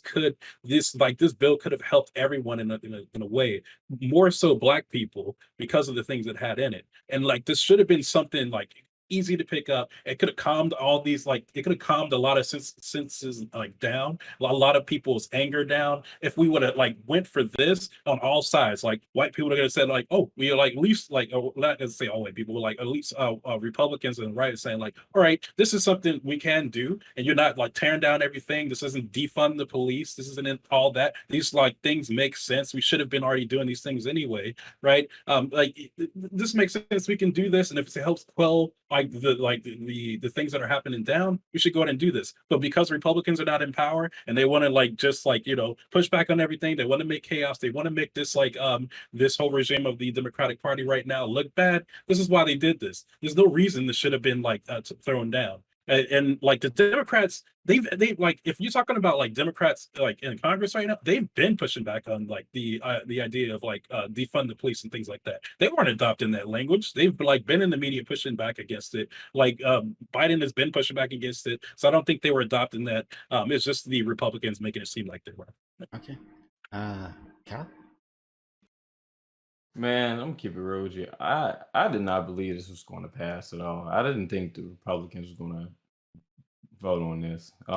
Mostly because one, the timing with it going happening with George Floyd, a lot of the people already are, see all the stuff with BLM and all that. The right uses that as like some kind of justification as to why they push back against BLM, all that nonsense. But now I bet a lot of the people on the right probably feel like this is something that Democrats are trying to push on them. So kind of like Chris was saying, they just push back on it. But again, I think a lot of people are just deeply still racist, and they really probably didn't want this passed. Like the same people who like didn't want this to pass are the same people that were behind Trump cheering whenever he was talking about putting people in the car. Don't hold their head too nice and all of this. All of that. I think those are the people who also didn't want this to pass. Okay. That's really my take. Thank you so much. Yamato? It's a shame that it didn't pass. I kind of want to give it to both sides argument. The Republicans not taking like interest in wanting to do something about the bill, but there were harmful rhetoric that did spread. Even though the left did say that they weren't for it, the harmful rhetoric of defund the police and defund the police did hurt it a little bit. That's all I got to say. Fanatic. Okay, so yeah, this thing, obviously, how much I've cared about this bill and wanted it to pass. First off, yeah, it's absolutely harmful that it didn't pass, but I want to say that it's not just Republicans. I think it's Democrats as well. Specifically leftists. When this bill first got introduced, of course, Black Lives Matter and other insane leftists. Yeah, just a minute. I'll bring it in if you got food. And other leftists literally had the audacity to make these statements. That that they were for a second bill.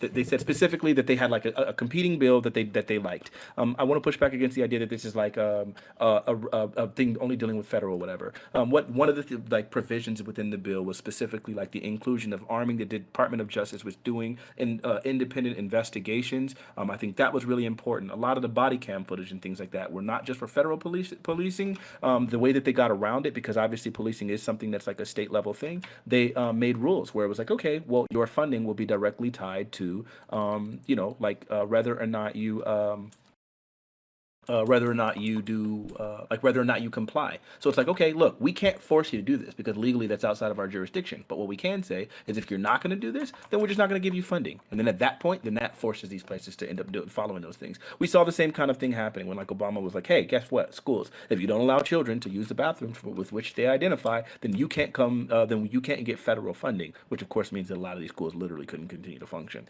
So there was a bunch of things that were done at the state level. Yes, we do need independent legislation specifically at the state level, but this bill was absolutely stupidly huge. One of the most important things that they did was literally ending qualified immunity, or changing dramatically right, super duper limiting qualified immunity. That right there might not, but that might be something that's at the federal level, but that is the shield that allows these cops to get away with a bunch of the nonsense that they do. So I don't think that this bill was something that was specifically germane to state level. It had so many federal implications, and I'm sick of leftists and they're constantly do away with everything arguments and constantly wanting that. No, we can have actual discussions about how to adequately reform something, and this was one of them. Oh man, yeah, we're gonna have a fight. All right, so open to the panel. I think most of us. I think most of us come to that middle area where it's both, more so fanatic, more so the leftists. I think hijacking the BLM, all of how the protesting that started, and then the hijacking of that with different social issues and anarchist stuff, that was all super weird. You see the videos all the time, people in these neighborhoods telling other people to literally stop burning and looting down these places, right? The movement obviously got hijacked somewhere along the line that last year. But the messaging and not outright condemning it during the election almost got Trump reelected. Literally. Him did. Oh my Heavily. God. They did. Hey, They Chris, did. Chris, They did you gotta save condemn me. it. They Chris. did condemn it.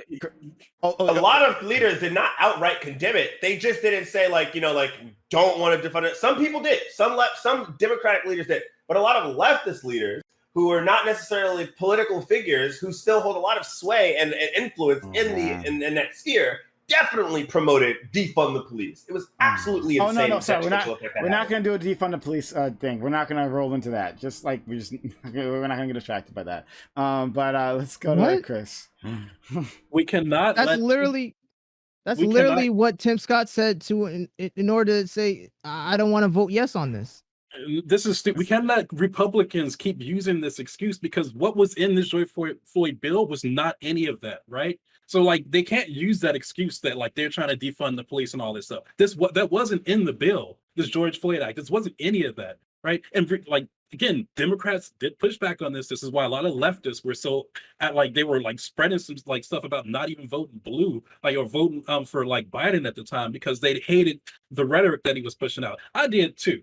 Don't get me wrong, right? But at the same time, this is like if leftists hated this bill so much, why didn't Republicans like perk up and be like, oh, they hate this? Let's go ahead and do this, right? The Republicans aren't going to do shit that the Democrats want to do, even if it's beneficial to them. They don't care, right? Like we have to stop giving these Republicans this excuse. We have to stop letting like them like scapegoat the leftists for this. They already have their agenda. They're set on it, and they'll watch the world burn to get it. Right? They don't give a fuck. It doesn't matter if the leftists weren't even there. If the leftists weren't a thing, and like we just had regular liberals like in this, right? This would still be the same situation going down. We still have these. So we can't keep scapegoating leftists for this. Like this, Republicans Chris. are all the way. Like Chris, has AOC asked for the defunding of the police? Has AOC done that? AOC, yes, but like we're talking about the majority of the majority of Democrats. AOC has barely any. Unfortunately, she's one of the most popular, and that opinion can popular sway doesn't people. equal. Literally all of Trump's politics. We're not claiming that it's power. Talk about her dress. Make the statement that there wasn't like some call. From This isn't political power. That's not political power. We're not saying it's politically powerful, but you said that you were trying to say that Democrats as a whole were pushing back against that, and I will totally agree with you. Establishment Democrats absolutely push back against this, but you do have vocal people like Ilhan Omar and AOC that were like pushing more of these ideas and like calling for these things, and you have Black Lives Matter, the organization which more like directly aligns. Right, they're like one of the largest Democratic organizations, which generates God knows how much money and revenue specifically towards Democrat candidates. They were absolutely like espousing things like defund the police, and so it is really hard, I would imagine, for Republicans to divorce this legislation that's coming from the Democratic Party, the same party that's saying all these other things, for them to get on board with it. Yes, they are literally. This is their job. They're supposed to look over the bill, see what it is, right, and whether or not it equates to what it is. This this rhetoric is, right. Wait, but we're forgetting like a big part of like how like electoral politics works, right? Because like it doesn't really matter if like the Republican lawmakers say, "Oh, none of this stuff is in the bill. We don't care."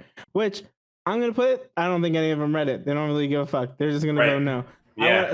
I want to push back against all this anti-left shit because Republicans play a really big part in this. That's why I said it's Republican and we Democrat. also have to remember. You also have to remember at the same time that like when it comes to electoral politics, if you have people on the ground and not Republican lawmakers but Republican voters, right, see people holding ACAB signs right next to fucking pass the George Floyd Policing Act signs, right? It's gonna be really bad. And when the Republican lawmakers go and pass this, they're gonna lose fucking seats in the Congress. And we can never expect them to pass something that's gonna lose some seats, right? At the end of the day, we need to change the hearts and minds of the people on the ground. And a big part of that is messaging. Democrats should have did better. Being said, this dumbass fucking idea that like every vote has to be like right down party line and that like Republicans can't vote for anything that a Democrat ever says ever is fucking ridiculous. I swear that like if we wanted to pass something that was like, if we wanted to pass like the fucking Second Amendment today, or if Democrats put it up, Republicans would say fucking no, because it's so ridiculous that we have to play these fucking games. It's all about points for your team. while I want to say that the rhetoric around like a lot of the police shit was really bad, and in the public eye, like passing this for Republican lawmakers probably would have lost some seats, and that's why they didn't do it. At the same fucking time, it shouldn't be so ridiculous that like everything we bring to the table just gets shot the fuck down because it comes from the blue side. All right. Oh man, I want to jump it so bad because I'm gonna be throwing elbows like in every fucking direction here. Oh, it's gonna be beautiful. Yamato, if you want to say anything, and then Azzy, if you have something to say, and I'm gonna step in because like I got a problem with fucking everything that's been said. Fuck you all. All right, Yamato. Okay, go ahead, bro. All right. Okay. Well, before I do that, Azzy, do you have something to say? I'm just gonna post this article in chat about how the correlation between defund the police, ACAB, affecting negotiations. It's not like it's just completely done for the George Floyd Act. It's not done yet. It's just the time, like Karen Beth said, the timing is off because y'all leftists are just saying stupid stuff in these streets. Okay, all right. That's why the timing was bad. It's about that and time. Now, yes, it's coupled in with Republican time. To hold on. Oh no. Are we really? Oh, I thought you were okay. All right. You want to go into it? I'm not. I'm mid-speak. All right, go ahead. No, what you got to say, Star Wars lover? What you got to say? Oh boy, here we go with that again. Oh boy. All right. No, it's about that time. All right. So this. So we're not going to get into a defund the police discussion. We're not going to do it. You tempted me. I ain't going to do it. Sorry. Fuck it. We've done it 20 fucking times. We're only do it now. Just sometime in the future. Not now. Right? But to say that that defund the police was the linchpin that made this all fall apart. Absolutely not. Did you even read the article or that I sent? Right? Like, did you read any of that? No. Hold on. Like this fell apart. This fell apart because of the immunity given to police. Republicans were never going to vote for that. They were never going to vote for that. Republicans who are, well, pretend anyway, they're lockstep with the police officers, right? Until, of course, there's a riot involving Republicans, and then they're killing police officers, and then that's a problem. I don't know. And then they forget about that, whatever. In any case, but like, the Republicans never gave a shit about this. Like, so it was like that was dead on arrival for the Republican Party. There's no way. Like, imagine something like this ever passing a Republican majority, right? Like that would have just. It's not even the realm of possibility. Not even a realm of possibility, right? But then no. Booker already reformed that. Okay, so and then you got Jamali here saying that like, it's Democrats fault in general. What? It's some Democrats, right? But what you did was you specifically picked out the leftists as the problem. Again, this bullshit about ACAB, right? As if that's this thing that was holding us back. Absolutely not. No, the problem are the corporate Democrats. Literally the right edge of the Democratic Party. They're the problem. Let's not pretend these two camps want the same thing, leftists and the corporatists within the Democratic Party. They actively are against each other. So the corporatists, right? We got people like Joe Manchin and Kristen Sinema who have left the filibuster in place. This could have been passed without any Republican votes. Like we had Manchin and Sinema. They said, well, we like the filibuster. We can't do anything about that, right? Like this is an important part of our democratic process, right? Which means, of course, we can stop any bit of progress, any progress that happens at all. And then Democrats can, the rest of the Democratic Party can throw up their hands and say, well, there's nothing that can be done. There's nothing can be done. Well, Manchin and Sinema said that they're not going to dismantle the filibuster, right? And they're probably not going to vote for this shit any which way. But beyond that, there's the Republicans who like, it's dead on arrival. So whose fault is it? I mean, Republicans are just like a standing terror when it comes to dealing with civil rights. So they don't care. Like they're an obstacle to civil rights. That's straight up. But the Democrats, and I'm talking about the right wing of the party, that continuously fail us all the time, every time, always an excuse why they can't accomplish a single fucking thing. No, they're the fucking problem. Not leftists asking and actively pushing for more, asking for more. I'm Well, done. you know what, Prime? so- Okay, if you want fucking Joe Manchin or Kirsten, I don't know her name, Kirsten Sinema, to not hold back process, send AOC or whatever other leftist figure over to West Virginia or Arizona and primary them the fuck out. Like that's the end of the day. That's what you have to do. You have to beat them in What the does that have to primary do with what we're process. talking about now? We're saying that there's politicians who are a problem. Now we're saying that we should move the party forward and maybe get more seats and win more Senate seats in the future. Sure, okay, whatever, right? But like, how does that deal with this act right now? The corporatists, right? Manchin and Cinema and others. I mean, they're just the ones in front of this. I feel like there's more that's than that. Well, the corporate. Because you're like talking about them not wanting to pass get rid of the filibuster. That has nothing to do with this individual Yeah, it act. does. It has everything to do with it. Because what it is, the thing is, This act was literally shut down by the filibuster. That's why.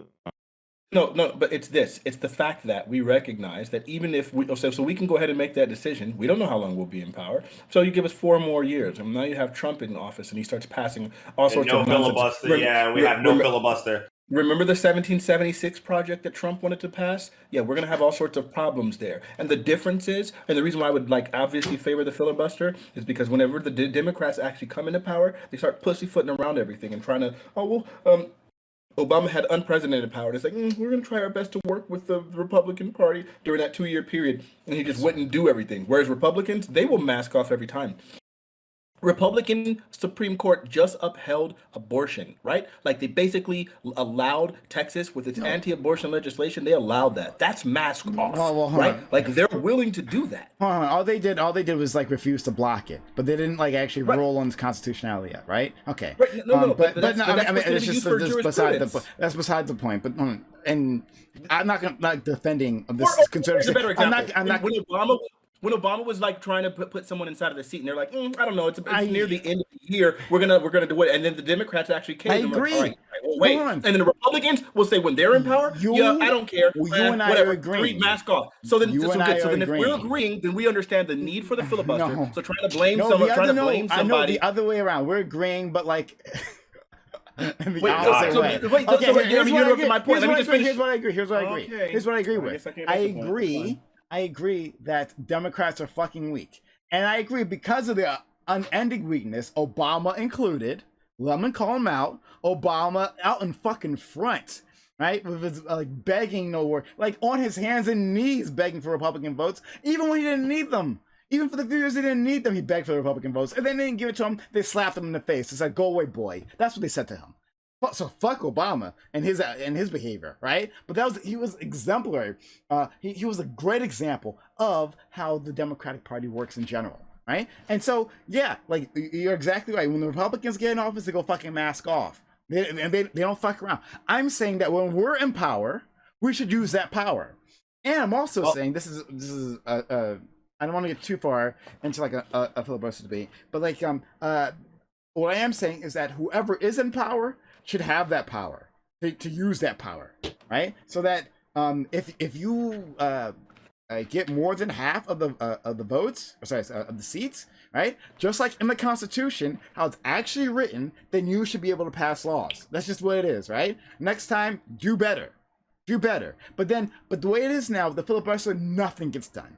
Zero. We just have no progress at all of anything that fucking matters, right? Anything that doesn't have corporatist and Republican consensus, right? Like the military spending that has consensus, so I'll pass every fucking time, right? Like this extra funding to Israel over their fucking Iron Dome bullshit, right? Like that shit will get passed every fucking time, right? Because there's consensus there. But beyond that, any actual progress will get stymied every time because of this fucking Senate, this bullshit rule that's not in the Constitution. It's not in the Constitution. Okay, Brian, but you interrupted me. Okay. I feel like so then the point that I was making originally was if you agree, and it sounds like you even doubled down on it even more so. Okay. So you do agree that the Republicans are much more willing to go mask off and do all sorts of nonsense, whereas the Democrats are significantly more weak and more passive, and like they're trying to pass their legislation and things like that. So because of that, that's why I think the idea of us getting rid of the filibuster, where we're going to have these weak Democrats who won't do much with it, whereas we'll have these Republicans Republicans who will literally just pass everything that they can possibly get away with because of the fact that they just don't care. Like one side cares more about optics than the other. So getting rid of the filibuster is dangerous, and any politician worth their salt should know that. To then use that, the fact that we need this filibuster specifically to make sure that the Republicans aren't going to go ridiculously ham in 4 years or 8 years, if to use that as some sort of sign that these people don't genuinely like, or to blame them for that for why this bill isn't the thing. It just sounds so short-sighted. So what the point of this conversation is to assign blame. So when I'm assigning blame to the Democratic Party for their utter failures, what's behind that blame is that I want them to be better, right? So that like I would want to have a Democratic Party that actually did stand for the rights or civil rights of its constituents, right? It pretend to, right? Because what's going to happen now, right? After they failed miserably, once again, failed miserably to pass this, as they usually do, right? Especially when it comes to getting anything done for African Americans, right? So after they failed here, when they go to campaign, they'll say, "Oh, look, we tried so hard. You know what? Put us in office. Put us in office for 2 or 6 more years, right? And we'll do better. We'll do better. No, this time we just needed a few more Democrats, right? And we just needed a few more of us.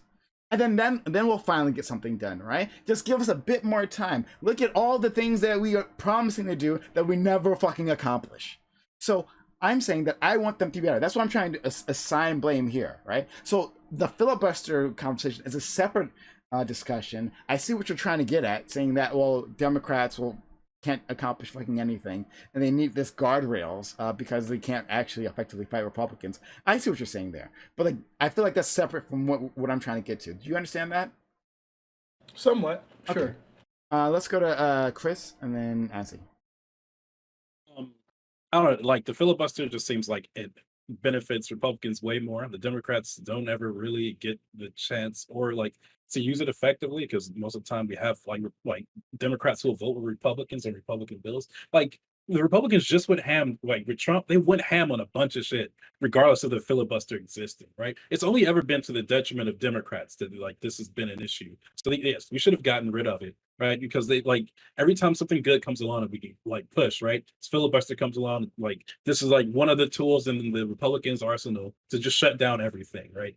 This doesn't happen with the Democrats as much, maybe because they don't fight as harder for things, but like it's yeah, Prime is completely right. They have no backbone. They don't know how to market these things to a lot of people. Like a lot of these things work for everybody in this country, and they don't even know how to push that. And I think it's because Prime's right. They don't want to push it. A lot of these corporate Democrats, they don't want this stuff, so they scapegoat a couple of Democrats in the party, like Joe Manchin and Krista Sinema, even though a few more of them want this to happen, right? They don't want some of these things to happen, right? So they just scapegoat a few of them, like, oh, we don't have enough people, we can't get it done. Like this isn't going to go anywhere, right? Even like it's like we have Democrats in the party that are full on Republicans.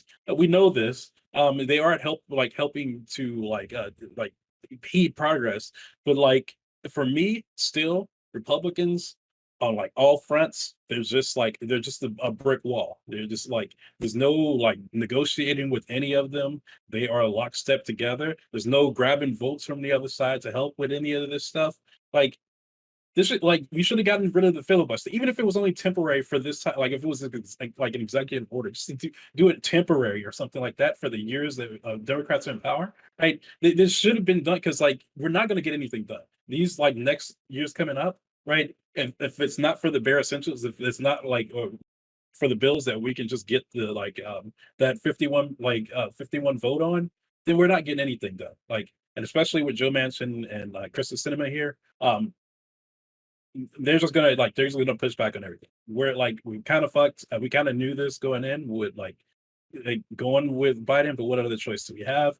I don't know what to do besides getting these people voted out of office and getting like constituents and people around the country riled up and getting them more educated about what's Azzy? Yeah. Okay. So I agree with Chris. I understand you and Fanatiq's points, but when the court of just public opinion has huge impact in how we deal with things, especially at the negotiations table. You have to remember that this was still at the negotiation table. Even yes, filibuster makes sense. Okay, filibuster bad. Okay, but we have to acknowledge the fact we're not making this a defund the police argument. I'm not just saying defund the police is the only reason why it was the final nail in the coffin. I'm saying a lot of the rhetoric coming from the left literally affects, you know, compromise between both parties. I'm not saying the right is fully innocent, but I'm saying if the left had shut up and just let things rock, literally the right had suppression laws slide past that we had no idea about until they were, you know, almost passed because they shut up. That's literally how Democrats become stronger. Literally shut up and just move and get things done at the negotiation table. Another thing to say to that is that the Democrats, like we're saying, like the Democrats aren't. I'm not saying the Democratic Party is like wholly, you know, for the minorities, but Booker, Bass, and Scott were at the table for months.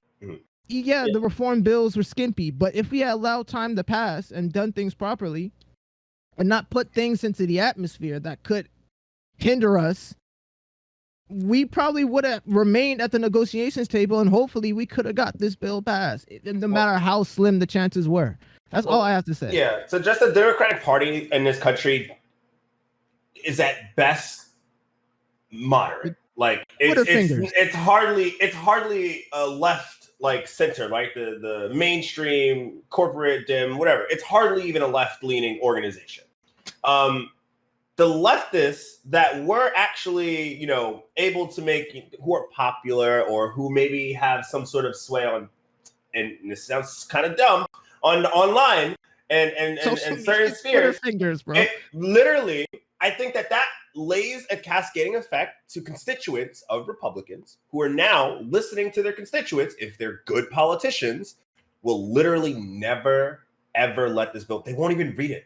They don't care. And that is why I put some blame on the left for that. But that's why I also assign that same blame to the Republicans for not actually going through the bill and seeing this. Now, are Republicans going to openly admit that the police have too much power in this country? Of course not. I'm going to guess here. I'm not even going to look up the number. I'm going to guess most fucking police officers are probably Republicans, okay? They're not going to vote in their worst interest. It's never going to happen. So, hold on. And then you talked about qualified immunity. You just now said that the Republicans were never going to vote for it. You just now said they were never going to vote for it, but then you still put the blame on leftists. Well, the leftists still should not have actually pushed for anything, right? They shouldn't have opened their mouths for anything. But also, the Republicans wouldn't have voted for it any which way. Let's imagine if the rhetoric wasn't defund the police and like reform the police, or something like that. I think that would have had a better effect on the constituents of Republicans that might have been a little bit more like, okay, maybe we can't actually politicians with the GOP that has blocked literally everything. They blocked everything that Obama did. All the milquetoast reforms that Obama was trying to push in, right? They blocked everything. They said no to every fucking thing that man put in front of them, right? Like that part, right? Before the George Floyd protests ever happened, would they have passed it then? Absolutely. I don't know why we haven't learned. If there wasn't the backlash, I think so. I think there would have been more of a chance for it to pass. Yes, without the events of the last year. 100%. You just said that they didn't even read. They didn't even bother. They were never going to pass it because the constituents aren't in the middle. The people that are voting them in office are not convinced that this is rhetoric that is good, right? So why are they going to listen? Why are they going to go against the constituents? Right? Imagine if the rhetoric was good. The constituents are like, okay, the police maybe do have some power. What is maybe this? They would. Yes. What is this ahistorical nonsense? When has the right ever given a shit? Ever in this country? Name it. When they've ever given a shit about advancing protections for the weak, for minorities? When have they ever done that? And now they're going to start with the police? With the police that they rely on to protect their property? Holy, really? I think The right, I'm hold on, pretty hold on. sure. The right. That's how that happened. For I think. I mean, in order for passing civil rights reform, desegregation, yeah. How did that happen? What was the makeup of the Senate? What was the makeup of Congress back then? I don't know. Let me look at It was Democratic. It was Democratic. That's how we did it.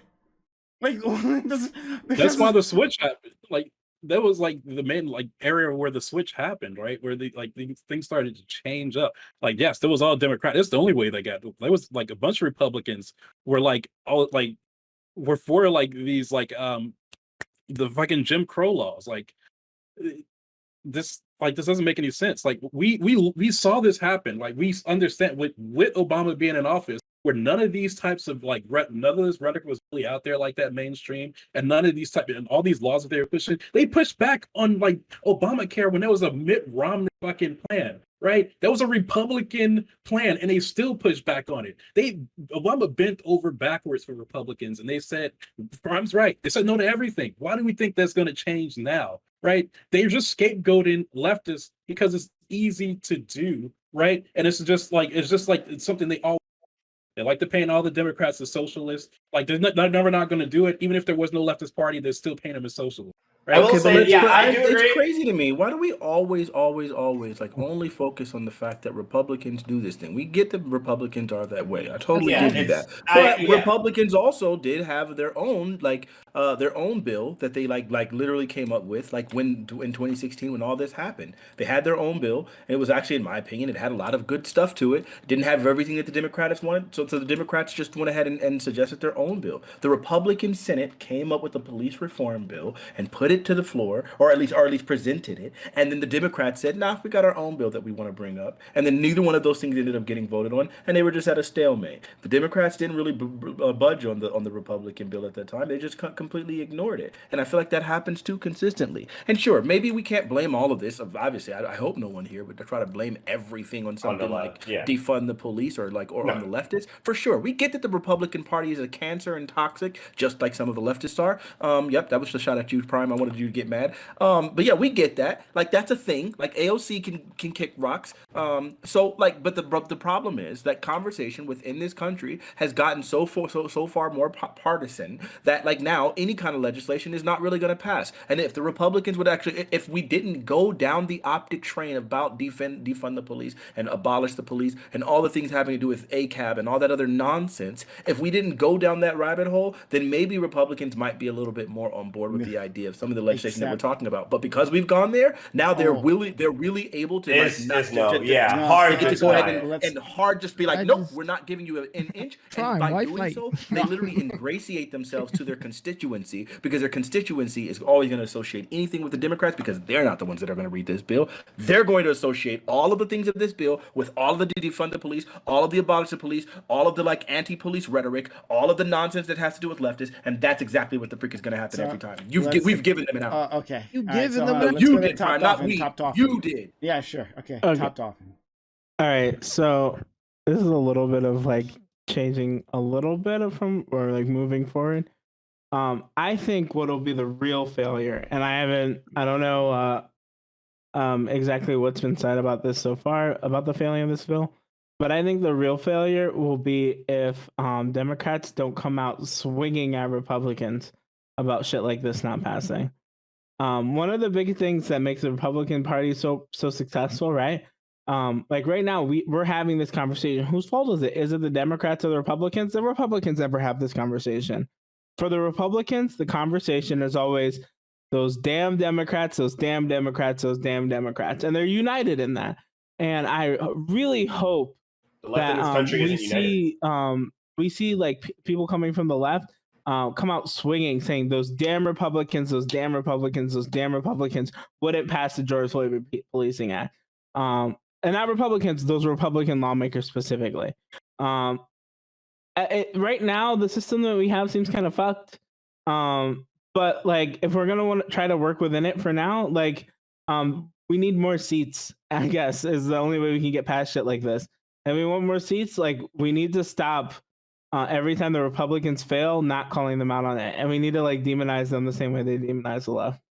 But when Democrats had, on Obama's term, like when they had the House, the Senate had filibuster-proof majority, right, for a short time, but when they had it, they didn't use it.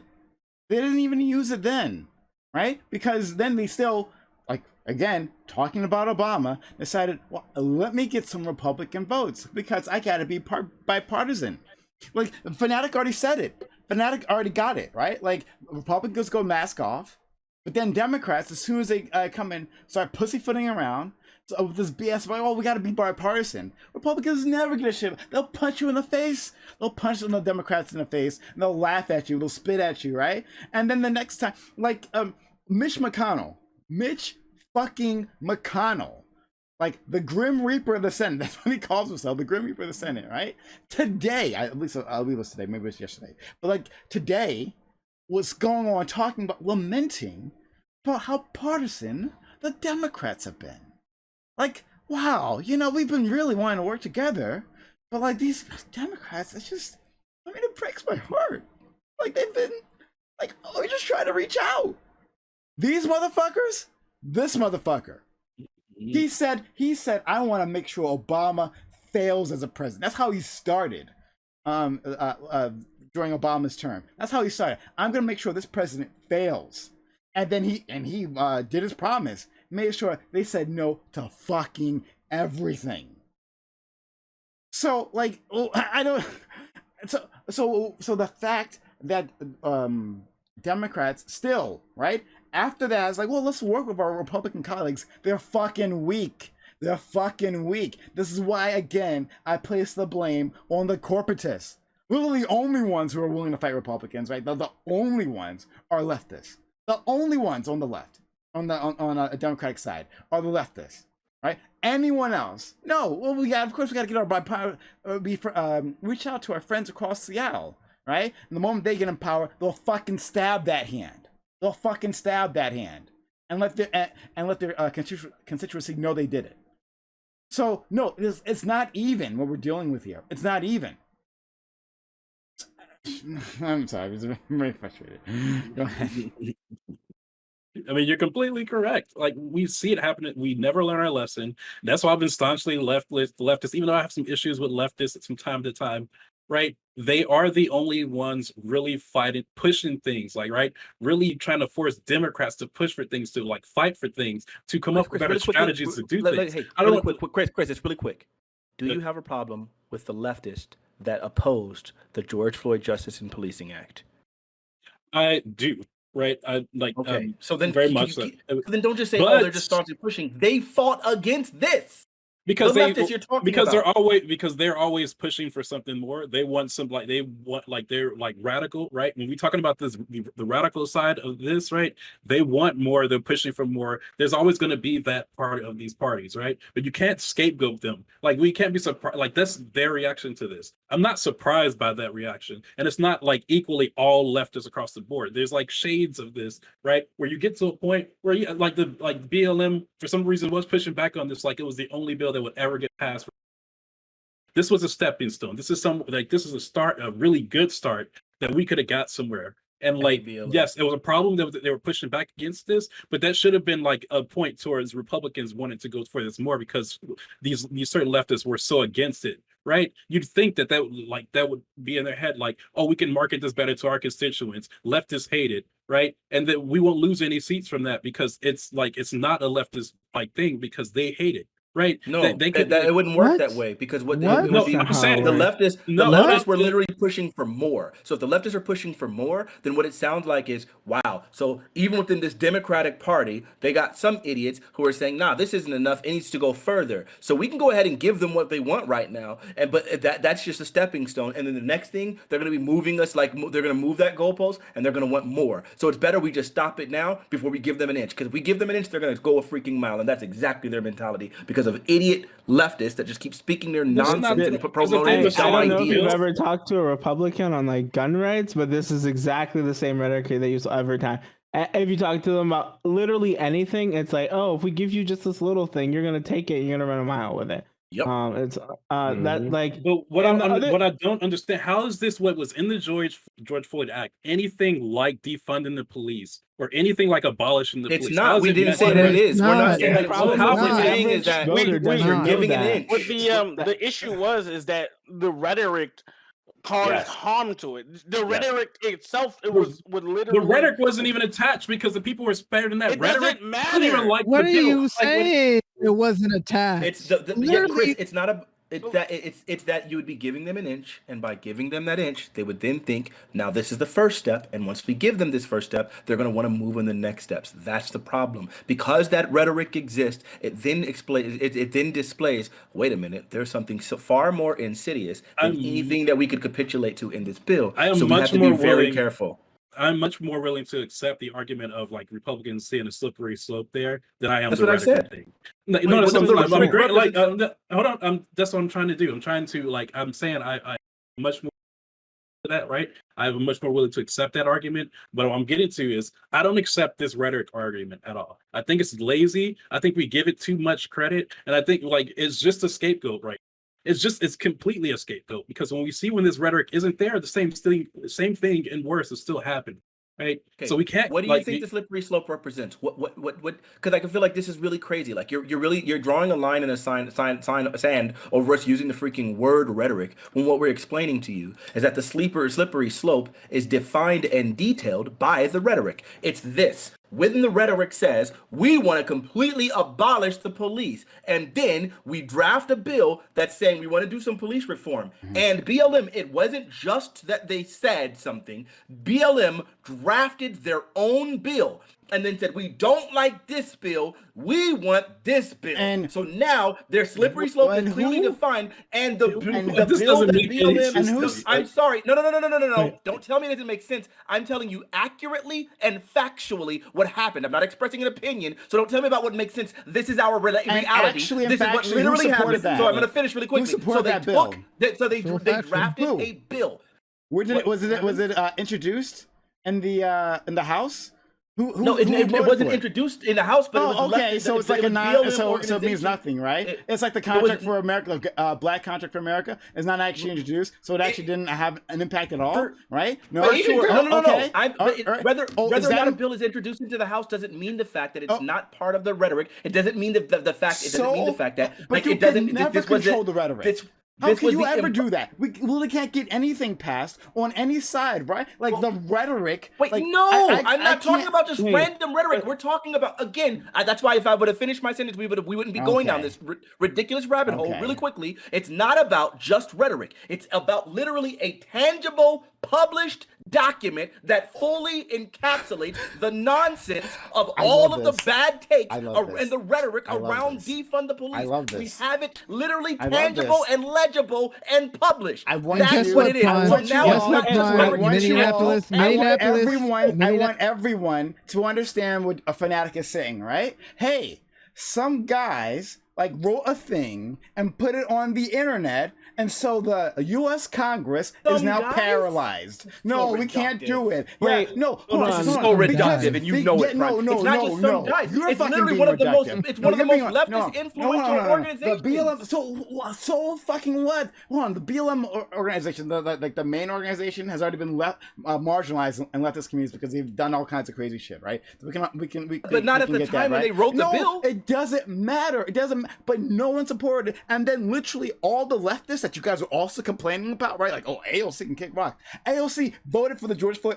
It voted down party line votes. I just looked up the votes right now. Like the Democratic Party in its entirety voted for that in the House. They voted for it, right? So those leftists, right, who are so afraid, like, oh, they're trying to defund the police. They actually voted for the act. They actually voted for the act. Did they vote for that BLM? Prime, what does that have to do with? What does that have to do with us saying it's a slippery slope? I don't care know. that I'm they not voted on for the that's why act. I'm not The on your fact of the slippery matter slope is that the nonsense. I'm not Republicans on are your gonna be looking slippery at this slope and nonsense. saying, I don't it's give a a shit slippery about your slope. slippery slope. I don't give a shit about your slippery slope nonsense. Like that's not what I'm talking about. I'm talking about like That's the what I was saying. Then actuality. what? Okay, so I'm you're not talking talking about. to me then. I'm Okay, talking about okay. the actuality of what happened, right? You're talking about. What are the facts that happened? The facts that happened is that this sample legislation was written by the BLM organization. It went nowhere. but you keep bringing it in, right? As if this is I really wish I could have. I wish I could have finished my point. Okay, We great. wouldn't be Well, then going you down finish this it rabbit afterwards. hole. Great, wonderful. That it torpedoed this, right? Somehow, this punch the hippie bullshit rhetoric that I'm hearing here. Like, sorry, like I don't buy it. I don't buy it because it's what Democrats always do. But there's always an excuse. It's like, oh, the left wanted more, right? Oh, and that's why we just couldn't do it. The left wanted more, right? And that because they ask for more, that means we failed at literally accomplishing fucking anything.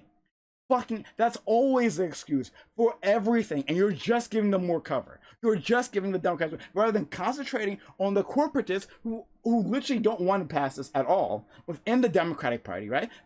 Those people who stood in the way, right, and the Republicans, right, rather than focusing on the leftists who were actually for this. Name a person in the Senate who was on the left side, a leftist who was not for it.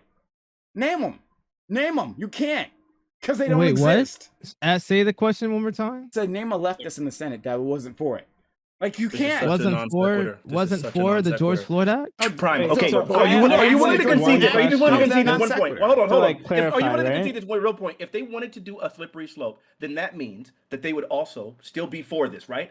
So simply saying they supported this does nothing against my argument. My argument is that they want more. They want X plus 1,000. You're saying, well, they supported X. It's like, yes, because they want X plus 1,000, and X is a step in the point of 1,000. Right, but all of them, they voted for X. It's like, yes, they did, because X is a step towards X plus 1,000. Right now we're at 0, and they wanted X plus 1,000. So they voted for X. What does that have to do with the fact that I'm talking about that the Republicans recognize there is a slippery slope attached with the bill, because they were clearly saying this bill doesn't do enough. It doesn't do enough means we want more. If we want more, that means we want within the bill and more. So then at that point, they want X plus 1,000, aka more. So then the Republicans feel like, if we give them this bill, then what it's going to cause them to do is then decide, great, now that we've got you here, we've gotten the inch, we're going to go ahead and now want the extra mile. That's the way they always want things, and that was their mentality. They don't want to give an inch because you're going to try to take it a mile, and you're only arguing for me and demonstrating my point when you point out that, yes,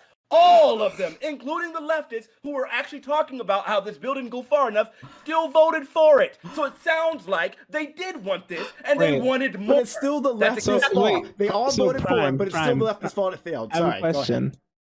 I have a question for you, Prime. Okay, so I'm kind of on the side of Fanatic, but there's like one really key important thing.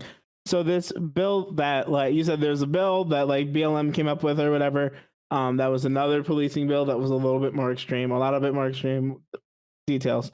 Was this bill like supported by anybody like the leftists in Congress? I don't because know. It doesn't necessarily matter if the bill is like just. So I agree with you that if some idiot just puts something on the internet and like whatever, that's dumb, right? If we can't get something passed. The problem with the slippery slope stuff comes when like leftists start pushing some of those things, right?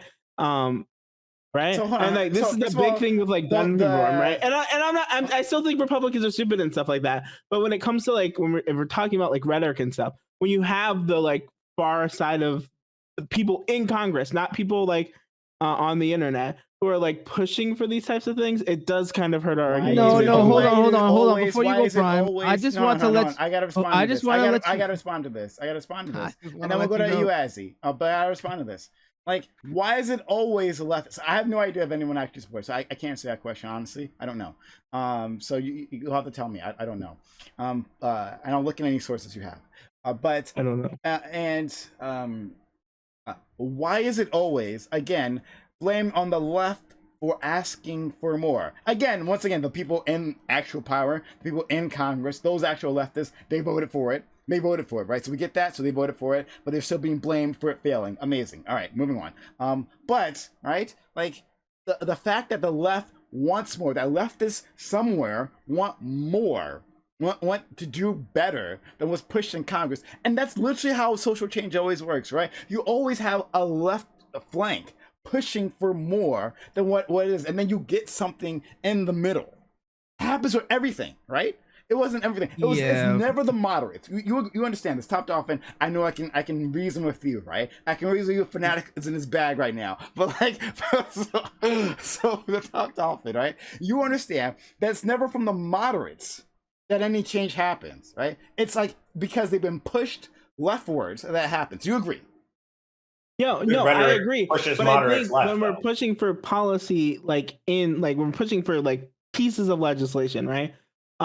It's very, very, very important, especially in the political climate we have now, that the people, not like just people who talk about this shit, but the people who are actually in the body come like in power, like come out as like a united front. No, it never happens. Republicans He are did. It never insanely good happens. at this. That- Yeah, and like y'all the need to pause for a Democrats sec. always, Don't we you- always have hold this like infighting I'm talking. Hold on. The infighting. No, actually, I find infighting to be healthy, right? And Republicans are infighting too. It can be. No. Infighting. You absolutely need infighting. First, like, do you want there to be like the Washington consensus, the corporatist Washington consensus, like that pushes all kinds of neoliberal policies that I know you're not for, because that would be the consensus. The one that's closer to the status quo would be the consensus, right? That would be what the Democratic I Party agree has. with you that infighting's good, but Okay. like the problem is when we're trying to, so like if let's say that I wanted to go past this George Floyd Policing Act, if you have people who are behind the George Floyd Policing Act, Yeah. like they shouldn't be supporting other policing bills So, out okay, there. First of all, I don't know if they did. Like specifically, right? Like that's why I said that's like I think I would agree with you if that one thing wasn't true. But that doesn't and I don't matter. know Hold if it's on, true or hold not. on. I was asking. I was going to ask Fanatic if it was. The fact you wanna that take- for instance, for the infrastructure bill, right? The fact that, Mhm. and then we'll go to Azzy and Chris, who are waiting patiently. The fact that Bernie Sanders wanted a $6 trillion bill, right? And they landed on a $3.5 trillion bill. Does that hurt the $6 trillion? Does the $3.5 trillion reconciliation bill? Is that hurt because Bernie Sanders supports having more? He wants more for the American people. Does that hurt it? Or because, well, maybe the leftists will ask for, even if we pass this one bill, the 3.5 trillion, right? Well, maybe leftists will ask for more later on. So now we can't pass anything. Is that the thing that's the problem? Is that the problem? I mean, maybe corporatists will blame it on that. They'll blame leftists for fucking anything. They'll blame them for anything. I mean, But like to the say very rhetoric fact isn't that important. the left flank We're not wants more. siding with corporatists. No, you're covering for them. Because this is their talking points. This is literally all their talking points. Like corporate Democrats, it's because of ACAB. That's why. It's not because I haven't been responsible for my constituency. Not because I have actually never delivered a fucking thing for them ever, right? Not because of any of that shit. No. It's because these leftists, they were mean. Prime, And they look wanted me in the more, eyes and tell me I the wanna moderate give it to vote. them, Look and then me I in the fell eyes. apart. So Martin that's Luther always King the knew case. the That's always importance case. of literally good rhetoric. And Azzy, then Chris, and then Jamal. Yeah, I was about to bring up MLK too. Like he's one of the last good leftists. Unfortunately, another MLK has not rose to the. Hold on, Prime. A lot of these takes are pretty like they're kind of weak, bro. I'm just gonna let you know. I'm just gonna keep it mundane. I'm sorry. simple, bro. I was there for the last These topic. takes, I'm sorry. the left I'm is sorry. just as bad in my eyes. You really gonna tell me the moderate vote doesn't matter? Like the moderate vote doesn't push the leftist agenda? Like you're really telling me like the only reason the leftists have gotten so much traction is because moderates agreed with the left. Let's move forward. Now the whole reason, matter of fact, don't you know that defund the police is going to be codified in Minneapolis?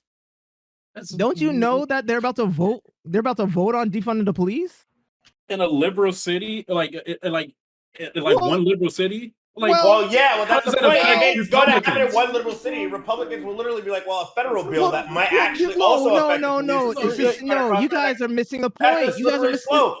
You're missing the No. point. Yes, that's the That's the slope. It's slippery literally slope, bro. it's Like, no That's longer the rhetoric. slope. It's literally no longer rhetoric. And I wasn't even gonna bring this up. I was just gonna tell Democrats to stop talking. That's all I wanted to say. But now we're focusing like the lefts are like the good guys. All the we gotta don't change comes with the left always. Like Prime, no. No, That's not a really how it simple way The of putting left what he just said. But then no, like That's we gotta literally stop what he this. said. He said We no, moderates don't change doesn't happen with the moderate. That's literally what he said. It said it always happens with the progressive leftist agenda. That's literally what he said in America. That's because what he that's said. so far. Yes, but that's it brings the moderates more left, but it's not. They don't agree to that far left ideal, right? But it's They not the just like leftists alone. It's not the leftists alone. It's when the moderate agrees with the left. That's when movement to a starts to happen. marginal degree, and then a marginal to Well, that position. that's all they have to do. They have to get past a certain margin. yeah, Literally, the left hurt hurt the electorate. What are you talking As about? he Literally, always be out here misquoting MLK. I got this Yes. is I like the didn't third even time thank you've you. done it. Thank top, you. top. I'm really gonna top. I'm gonna say it again. I didn't want to say it. Top. Shut up. Literally. You were Okay, literally no. Azzy. I had never even quoted MLK today. I was gonna bring up the fact that he's the only good leftist left, and unfortunately, He was a radical we that don't was got another hated one. by all of them. He was a radical. So of his was time. Jesus. So was Gandhi. So was MLK. We don't got another one of those. Unfortunately, the Okay, leftists of alright. today, y'all are So many- y'all are hold on. positive. You would have positive hated in the street. MLK. You would have the people arguing I here would've hated against the MLK. leftists would have hated MLK back in the day because I don't he think was so. I on think MLK was he a was on communist. the farthest side of the Yeah, left, yeah. right? And then there are people Sound pretty good within to the me. black community, right, who did not support. It was like you're pushing too far and too fast. It's too much. It's too much, right? Look, the moderates, they're going to take things one step at a time. One step at a time. So well, maybe work on this lunch counter thing, right? And then maybe But someday over in the future time- we'll do this voting. Like But- that was the rhetoric at the time. It was that this was too much. MLK was asking. He was a leftist at the time. He was the one causing trouble at the time. The But only he just thing, the only happened to thing they had a win. problem with was his economic change. Was his economic policies? What they said was too much and too far. Well, They the social that was the only policies- Right, thing. all of his social He- stuff he- was A-okay. It's No, just he that wasn't. was a All the literal social communist. stuff- It was not even not. among the What are African you American talking community. about? It's Like, angry is historical. this not You is this don't not even high know. school You history don't like even know. 101? Like You don't even know. He got fucking stabbed. He got fucking stabbed. Who stabbed? Who when stabbed him? you Okay. talking about Who stabbed economics, him? when Okay. you start Who stabbed him? economics. Okay. Who stabbed him? What? Who stabbed What him? do you mean who stabbed him? Who A white stabbed person. I MLK? don't know. What'd you say? Who? Who was it? A white guy. No. Who was it? A black No. person? A It was black a woman. person. Yeah. It was A a black woman who stabbed woman. him. I never went It was that a Oh far. black yeah, I you woman. just, didn't. You didn't. So I I'm never educating you right now, gave my Azzy. time to I'm find out schooling who you right actually now. killed him. That's what I happened. never really Because No, that- he didn't- No, he didn't that's kill- not who killed him. MLK. That's just People didn't like. They Who didn't killed him? agree with MLK. killed him? The FBI killed him, but he Who got killed him? stabbed at some Prime. point. Yeah, he got stabbed. I'm pretty sure he got beat. He got tased. He Right. got holes. Yeah, he was in true. jail. Like who stabbed him? Like what is this? He got stabbed. Irrelevant. He nearly Screaming at the died. screen. He Who nearly stabbed died. him? Who He stabbed nearly him? died. I bet you he got stabbed a bunch of times. I bet you got stabbed more Oh than my, 50 you have Cent got no shot. idea, Azzy. I don't You really. really have You're no missing the idea. He point. didn't die. You're Who missing killed the him? point. You're What missing really the cares? point. Yo, What it's missing okay, the point? Azzy. I understand. No, I All know the the point, and I'm leftists today, saying they I'm don't spend literally enough saying time the in the point. churches. Your They point don't are spend weak. enough time in the pews. These on are the weak You don't know points. history, Azzy. You don't know history. I'm sorry. I don't need to. I bet you he got stabbed by a bunch of people. Did he? Did he, Azzy? Did he get stabbed by a bunch of people? All Did he, right, Azzy? all right, Azzy. You don't You want to got die it. on this hill. MLK was the no, last I'm only real saying. I'm leftist. literally You saying. don't wanna Leftist who die was on on this his hill. knees in the No, church. Stop, He was stop. Because these points are weak and irrelevant. Who cares who stabbed him?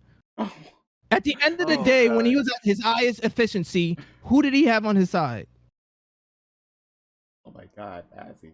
I just. No, Prime, because this is actually Azzy, dumb. Literally, you we You don't got wanna we die got on whole. this hill. Minneapolis is voting in defund. If we have one liberal I'm pushing back leftist against place this, like, even voting talking for in a minute. defund the police, it's no longer rhetoric. No, like you can't use Minneapolis. Like We blue can't states. use Minneapolis. No, because blue states, like in their cities, they push all sorts of leftist policies that Republicans would never want and would consider a slippery slope for everything, right? So you're saying red and blue states can't change? You're saying red states don't become blue states and blue states don't become red states?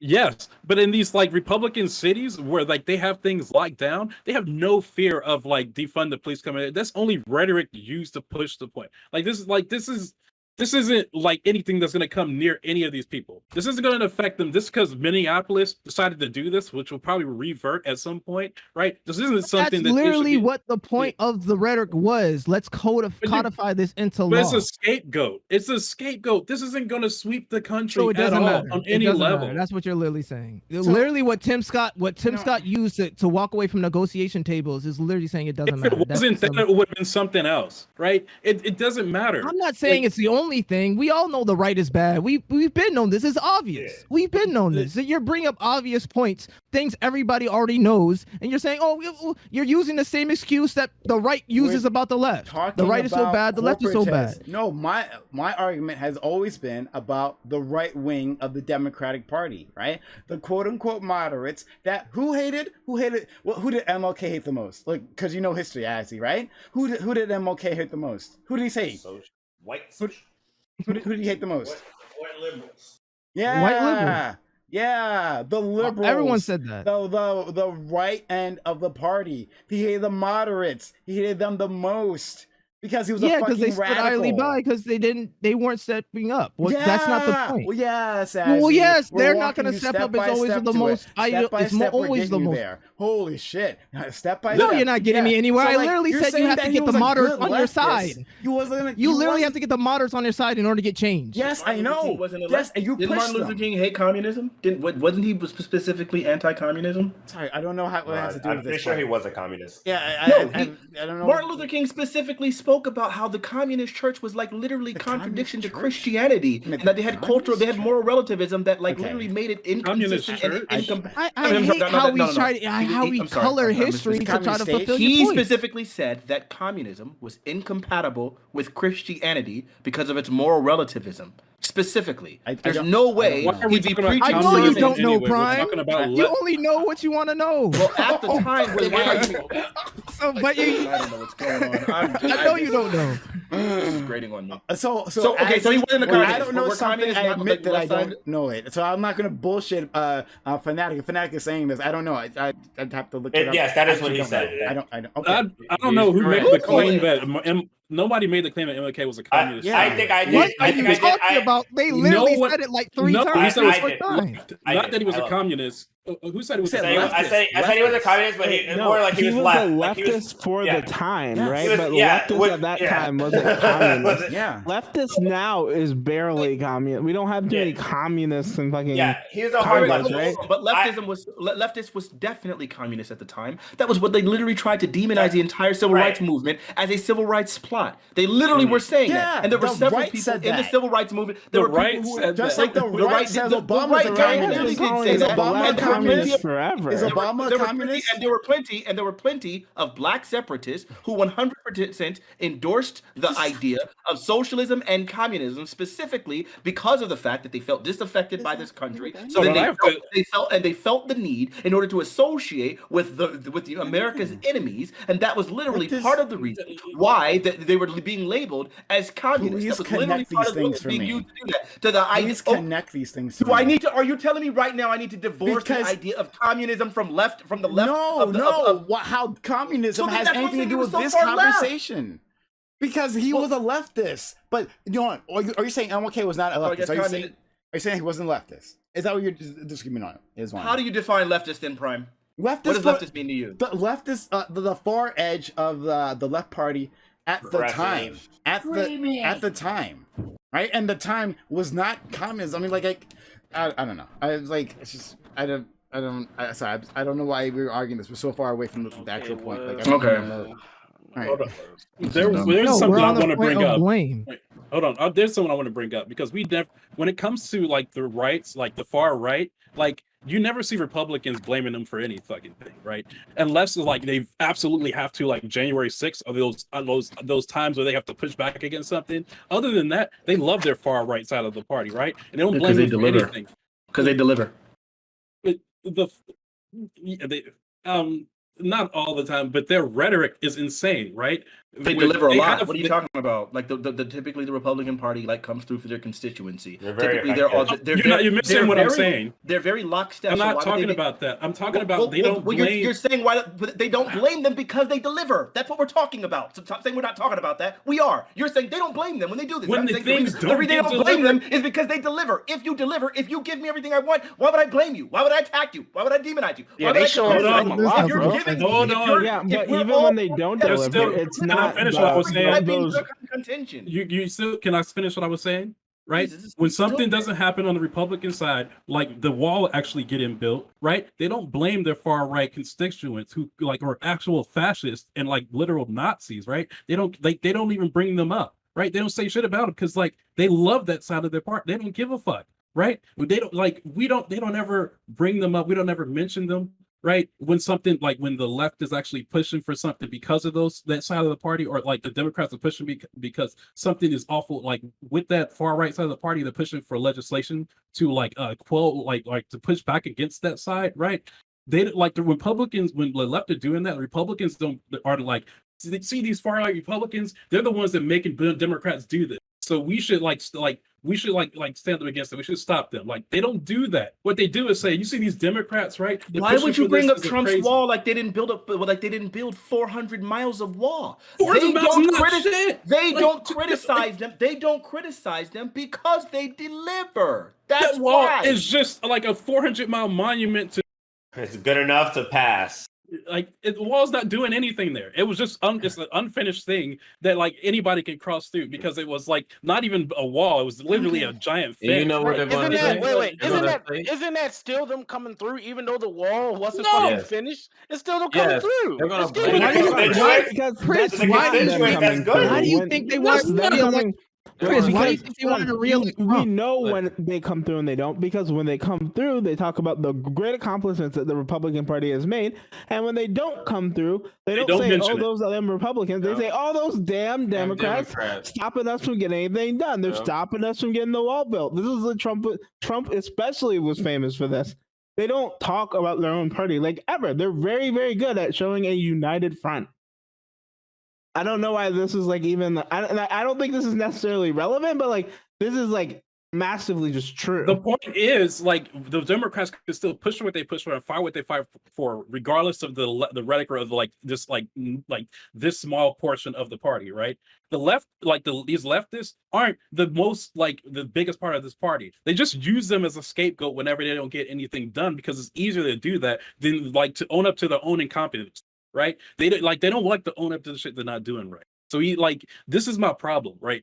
Because like the leftist rhetoric is the way it is, like people like to use that as the reason why Democrats are not getting things done instead of looking at the reasons why Democrats aren't getting things done, right? It's because they're weak-willed, it's because they don't have a backbone, and it's because they're always trying to reach across party lines to do things when they know it doesn't work. Prime like pointed this out like constantly. This isn't the leftists that are doing this, right? This is the leftists that are putting it on their trust and trying to get some Republican votes. It's these Democrats that are. It isn't the leftists that are bending over backwards for like to like push these Republican, like sometimes Republican bills because that's all they can get, right? We keep ending up in these situations. We keep going, even when they have the power, like they've been weak, like they were weak, right? They didn't push for things that needed to be pushed. They were just like going slow and steady, right? They didn't want to do anything radical like they needed to do, like constituents wanted them to do, especially during the time of like when Obama got in office and he was pushing change, his giant message of change, like everywhere, right? No change happened at all, right? We went back to the status quo. We bailed out some people and went right back to the status quo. And we started pushing things incredibly marginally, incredibly slow. And so we got to the point of Trump where like things get reverted incredibly easily. I don't know. I love Obamacare. I love Obamacare. Obamacare got me is helping me out right now. I don't know. I'm not going to say Obamacare didn't do any type of good at all. That's not what I'm saying. All I'm saying is like Democrats like plan before that was much more than Obamacare. And like we considered Obamacare a Republican plan because it was a Republican plan, right? It was the bare minimum of like any good, right? Again, this wasn't a Democratic thing. right? We just picked that up because like that's the only thing we like. They had they think they felt like they could push. They went for the like very bare minimum, a Republican pen from one of the most Republican Republicans, like one of the most far right Republicans. It's So, just like, like what about Obama's like making sure that like the same-sex marriage thing? Well, that was like passed. That was like something where he delivered for the leftists, right? I mean, for the left, right? The left is never Yeah. happy, bro. bro, like, are you kidding me? Like, Oh, something same-sex that should have marriage. been, like, Same-sex marriage is Yeah. done by Supreme Court. What? yeah, there wasn't Obama, and he wasn't even for it at Yeah, the beginning. that was- Like, Wait. Yeah. But by the time the Supreme Court was being willing to push that forward, had not Obama like fully adopted like a same-sex mean- marriage like rhetoric? You mean- Hadn't he been pushing for that? You mean, after a term of like saying that he didn't want it, right? And then his vice president getting ahead of him, and then him being mad at Joe Biden because what Obama wanted to do was cynically use it as a campaign stunt, right? To come out just before as his October surprise. Oh, all of a sudden I'm for gay marriage. Great. That guy that he adopted the rhetoric at the last second. What do you know? A fucking moderate adopted it at the last second after the left had pushed and pushed and pushed and pushed. Yeah, he was great. I mean, he was so brave. Yeah, that guy. Yeah, I get it. Right. So it sounds like all you're saying, basically, in like literally the most verbose way possible, is he did it. He did it for optical and political reasons. he didn't even do Yeah, it. The Supreme because the Court left, did it. Like, because the left made the conditions because of those activists, right? As always, leading the charge, and then everyone else, including Hillary Clinton, including the rest of the Democratic establishment, follows later on. Yes, the leftists set the stage by pushing farther left. That's how it works for everything, always, throughout time. Okay, yeah. So I'm looking now. I guess if we need to go through it, I didn't come here like really prepared to debate this, but it looks like I can find right now where he drafted several points of letters where he was like literally encouraging. Like I said, he definitely like made it part of his platform to discuss like the need of all of these states to include same-sex marriage. And treat all married couples equally. He definitely adopted that, and that came top down from the freaking president, which of course he just said eventually he did adopt it. Like, Yeah. Okay, We good. trying to then agree. We agree, we're did it. agreeing- Yeah. The whole if we're thing with agreeing, Biden then like we leaked this can't do plan this and thing that I'm stuff. talking about. So he did do it. why did he do it? Why did he do it?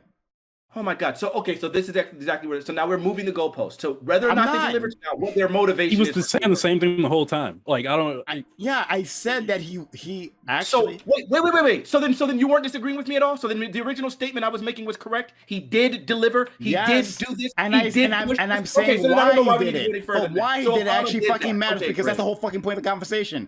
Is that how does social change ever fucking happen in this country? That's what we've been arguing about the entire goddamn time. Have you missed that part? The part where leftists, again, the one you've been deriding this entire fucking time, right? they're Jamal awful. and FANATIC and Azzy, or we're doing whatever Azzy's doing, I don't know. But like deriding these your leftists, points are deriding these leftists the so entire time. easily. But leftists once again set the stage, right? But they did it go after nowhere decades without of struggle. they go nowhere I without the know, rest of the point. I know they know that, but leftists understand that. But to do that, to get moderates to that point, they have to be pulled. They have to be forced. Like that's how you do that. No, they're not full. Yes, You that's just how have that to get. works. You just have Yeah. to get moderates to agree with you. What does that Right, you mean? have What to does that whip- mean? What does This that is just mean? this is the What does that easiest mean? thing Right. that has always Whip it, happened. dude. Because you Beef always their have rhetoric. Azzy, you don't actually understand what that means. You're saying that, you're saying get moderates to agree with you, but you don't actually understand what that means, what that entails. I You don't have no understand what it. idea. What does it mean, Wait, but Prime? you- So yeah, you're but so you smart. think- What does it you mean? think I'll What does it tell you. mean? aggressive I'll with tell you. rhetoric will get moderates more. No, over let him to the explain. left. What does it mean? Yes, It's something. because there's a thing called the Overton window, right? And that what's acceptable political thought. That changes, right? From moment to moment. It's in constant flux, right? And what shifts it are the edges, the right edge and the left edge, right? What if you look at the Republican Party, right? You look at the Republican Party of today, it's very different from the Republican Party of 20 years ago, of 30 years ago, right? Republicans then would seem like corporate Democrats today.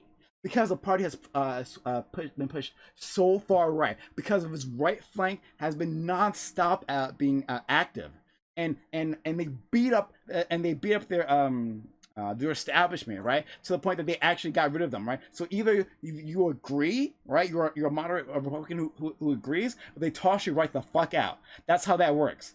The left, too. That's how it's always works. So you're saying get moderates to agree. Here that comes in one or two ways, right? One, you actually like have a conversation, right, and like get a person to agree. That's a possibility. Conversation. You can sometimes Rhetoric, huh? you can hold on, or you toss the fucking bums out, right? You primary them, you shift the party, and you shift what moderates are. You change the definition of what moderates are. Just like it happened on the right, it happens on the left too, right? But that happens because the left is active, because they changed the conversation. They changed all of that. They changed the narrative, and they set the stage. And then there's always part of that narrative is always something that the public finds unacceptable, right? That's what's always on the far fringes, right? That's what unacceptable. Until all of a sudden, they push and push, and that rhetoric is acceptable. It happens all the time. You're literally saying everything I already said. Oh my let's God, pretend. yeah. Let's pretend. No, that's this it. is no. So This I is a wanna lazy. push back no, a little bit against what you I said. can't Prime. even put- I just want to 'cause- make it clear. What are Did you you say that arguing? the fucking like moderates of today would have been like the left? Are you saying that the right has been pushing people? The far right has been pulling people right? Yeah. I don't think that's been the case at all. Hold on. What?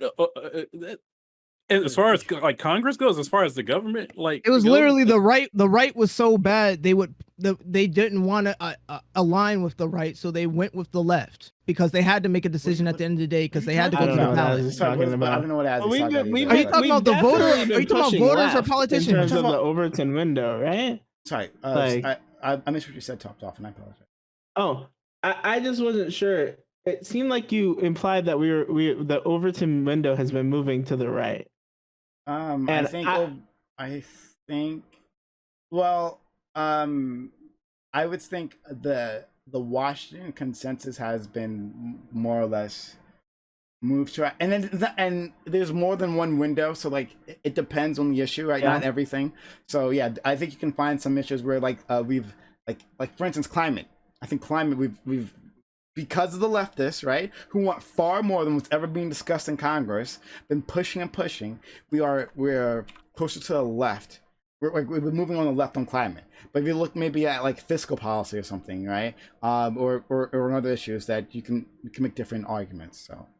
Can I ask you a question, Prime? I mean, I was gonna say that like I agree with you, and I think that it can be very frustrating, especially that like the left is doing like a really good job at like kind of moving the Overton window. I think so, and a lot of areas, especially in social areas.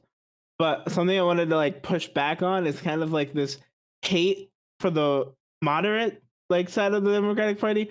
Not to say that like they're so like when it comes to passing policy, they're really frustrating. It's really frustrating that we can like push this Overton window and have them push back. But I feel like we miss that they do provide like a very essential like service to the Democratic Party, and that is that they like win seats that like the leftists can't. Yeah, I know. Right? And Where do would what we with be? those seats. Where would we Yeah. be without the moderate vote? Yeah, we have a Big Ten party. I get that. Where would we be without the? Okay. Where would left? It really feels No like we're one's like saying that we these- shouldn't have those people. Like what we're saying is right. Like they are impeded. Like as much as like we're trying to like leftists are trying to push for these things, right? Even just to get those things marginally, right? There's still some like corporate Democrats, right? You could switch some Republicans, you never know the difference. Like you could put them on the Republican side, you wouldn't know the difference. Like it wouldn't seem like they're out of So place. this is the real Like, problem. It's the system in which our political system is inherently operates in. So the fact that a corporation can outvoice the voice of leftists who are doing a good job of moving the Overton window, getting the public, the general population to agree with more progressive things, but instead there's a small sect of a Democrat party that leftists sort of have to align with because there's only a binary system. So you can't really be anything else and be anything major if you're not a Democrat or a Republican. So now, and you're sure as fuck not going to be a Republican or a liberal or a leftist, right? So now you're forced to be a leftist in a community that maybe does want more leftist ideals. But unfortunately, the people that are being elected into office are being held and persuaded by money, by big interests, to not be more progressive so that they can then continue to rake in on the profits of this system. I think that's a completely different conversation. Yeah. I would really, but that's what the really That's literally what Prime said was the problem. Prime literally said back that to the rhetoric conversation, because I think at the end of the day, you said the corporatists were the reason for the filibuster, or a part of the process of the filibuster. The end of corporations, corporate Democrats. The corporatists. Right, I said the corporatists. I didn't say the corporations. But he was talking about corporations. Not you. He was talking to you as Jamali said corporations. I'm talking to like Jamal. Any corporate or private he meant interest. corporations. No, he meant corporations. He was talking about corporations. I was talking about corporate. You were talking about, I don't know, man. At the end of the day, by his words, it felt like he was talking about the corporatists. Okay, so that's not where I was going with that. Any entity that is private that can affect the way our political system works needs to seriously be addressed, because it is affecting how we are able to properly move on to progressive ideals. And they're not the ones stopping this. I think that's another conversation. I would push back, but I want to get back. Okay, at the end of the day, where I was going with this was not the corporate people suck or whatever. It was that rhetoric is really important, because the people in the middle can lose their seats like in an instant. Like they're like these are like the people who lose their seats when like we lose the Senate, right? And gain seats when we gain them. And rhetoric is really important because we need to speak to their like voting populations and kind of make it more acceptable and make it easier for them to vote for things like this. Not to say that they don't do like they're not like really shitty and like they should vote for things like this, but at the same time, when you have like people from the far left screaming things like ACAB and defund the police and stuff like that, supporting bills, right? Supporting alternative legislation for stuff like this, it can make it harder to support these people. Why isn't far-right rhetoric? Why is it so hard to believe that shit does not matter? If AOC loses her seat, right? What's the first thing they're going to say? Well, she was too far left. Well, look at her policies. She was too far left for America. And if a moderate loses their seat, well, the leftists were too far left. They're too far. Obviously, it's never the moderate. This is exactly it. What you just did. What you just did, Adam. It's exactly it. I'm not saying that. It's never the moderates' fault. It's never that their policies. It's never that they don't deliver. It's never any of them. But the leftists, they ask for too much. What was I supposed to do? Goodness. I mean, basically what you're saying is you're damned if you do. I can't respond. I can't campaign. I can't make my points because AOC don't. Hold on. Hold on. Amazing. You're like strawmanning me, okay? I'm not. When the leftists, the fucking Mansion and Cinema, they lose their fucking seats, that's 100% on them. I would never put that on leftists, right? I'm saying when they don't vote. I say specifically when they don't vote for policy, right? It's because. But they do, like all the time.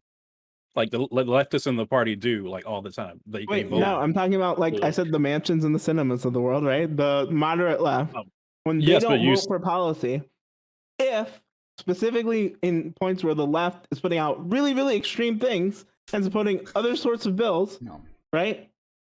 And supporting other bills that are really politically unpopular at the time. Did they do that? Do they do that any which way? You're exerting it, and you've been exerting this entire time without any proof, right? So like, but is Karen Bass a moderate? Well, it doesn't even matter. It doesn't even matter because in the end you're doing the thing you're saying you're not doing. You're blaming the left, right? Hold on. No, Prime. Let me ask you a question. Are you saying the ones who are advocating for bipartisanship are moderates? I mean, probably, but no. What I'm saying is that hold on. Yeah. I'm saying. Wait. Oh, sorry. Go ahead. So I wouldn't say the same thing about like climate policy, right? They're pushing for like way farther climate policy, and I'd be 100% on board with stuff like that because a lot of that stuff is a lot more politically viable and no. And why is it politically viable now? Why is it politically viable? Why is the rhetoric of today for global climate change, right? Fighting that. Why is it politically viable? What happened? I know, What because the happened? left has pushed it Oh, and like really? brought it into political viability. I agree. Is that how that worked? I agree. And then they set the stage for the moderates. They set the stage for the moderates to agree. But but like, there's They a made it so difference. it's politically toxic for the moderates to disagree. Correct?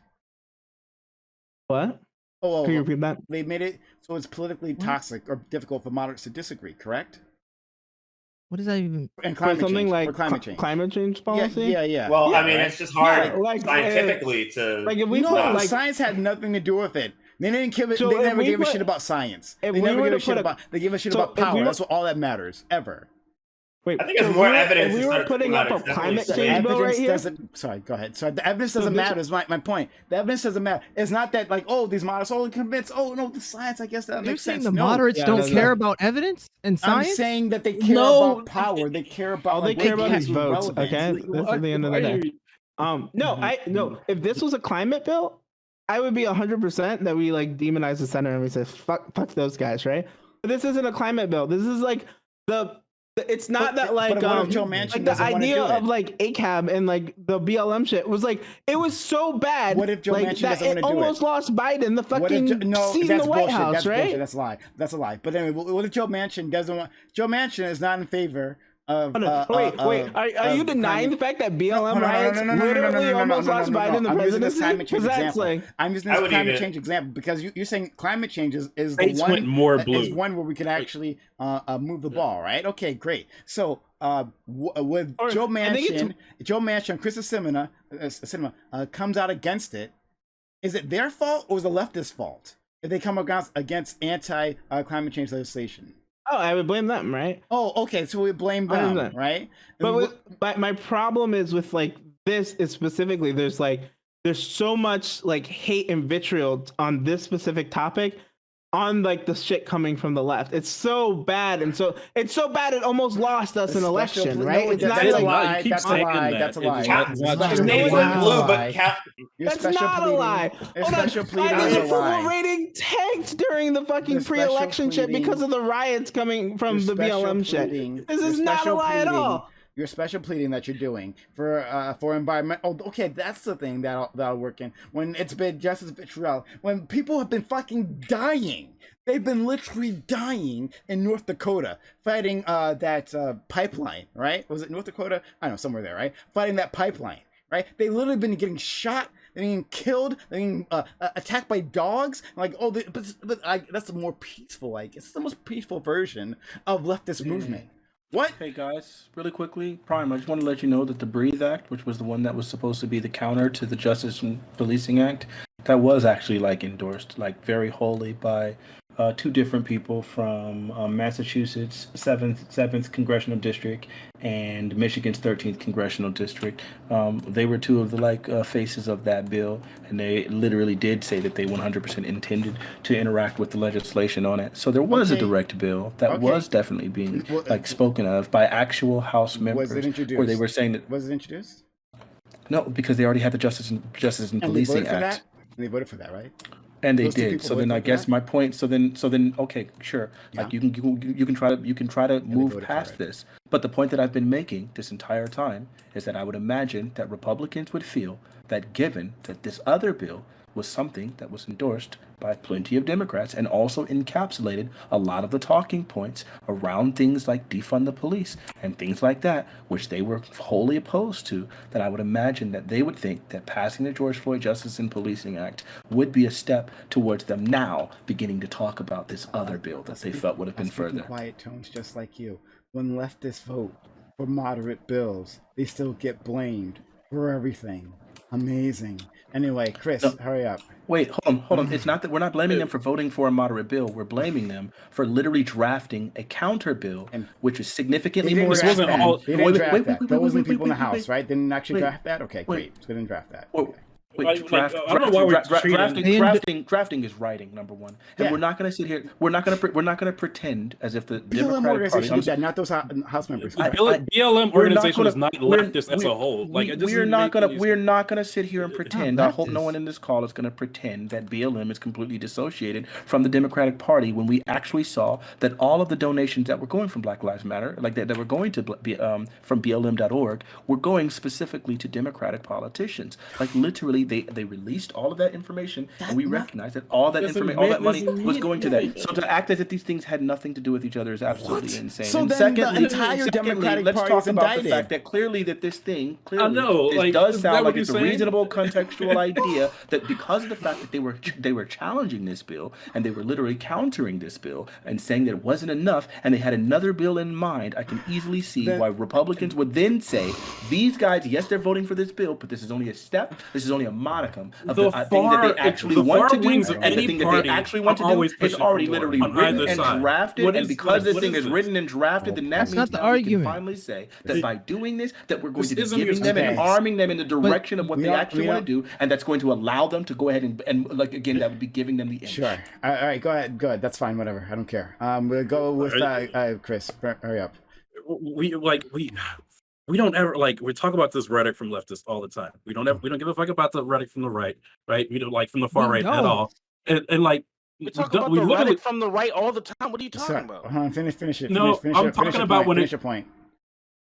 Right. All right. Let me get back to the slippery slope point. We talk about like the thing that happened in Minneapolis as a slippery slope. When like the one really big slippery slope right now is that far right rhetoric is like getting stuff passed in like statewide. Like right, this abortion ban that just happened in Texas is getting copied over in Florida. Right, this might sweep every fucking Republican state. That's a real a much bigger issue. Right, it's like then one state getting one defund the police named defund the police act passed, and we don't even if we go into the bill, the actual bill of what they have in place, it might even not be as extreme as a lot of some of this rhetoric is, right? What the Republicans do is take even if it's not the majority of the Democrats on the Democrat side who push for these things, right? They'll still take the far fringes. They'll take, if it was just one person saying ACAB and defund, they would take those arguments and paint the entire Democratic Party with it. It doesn't matter, right? This isn't an excuse. This is all I'm saying. This isn't a good enough excuse. This idea of rhetoric, it doesn't hold up. Again, right? Even if these leftists weren't pushing it, even if the BLM riots did not happen, if any of this stuff didn't go down, any legislation we put in front of the police, even if it wasn't named the George Floyd Act, right? If it wasn't named the act to protect the white individuals against overpower of the police, right? They still would say no. They don't give a fuck. I don't understand why you guys aren't understanding this. Democrats have to go with different strategies, more powerful strategies to get these things passed. We cannot keep scapegoating the left for this, and we cannot keep telling them that they can't push for these things. They should be pushing for more, right? That's what their job is. That's what the job of the left is. We supposed want them to do, push for push more. We just want them to not be as Alright. rhetorically So ineffective. we.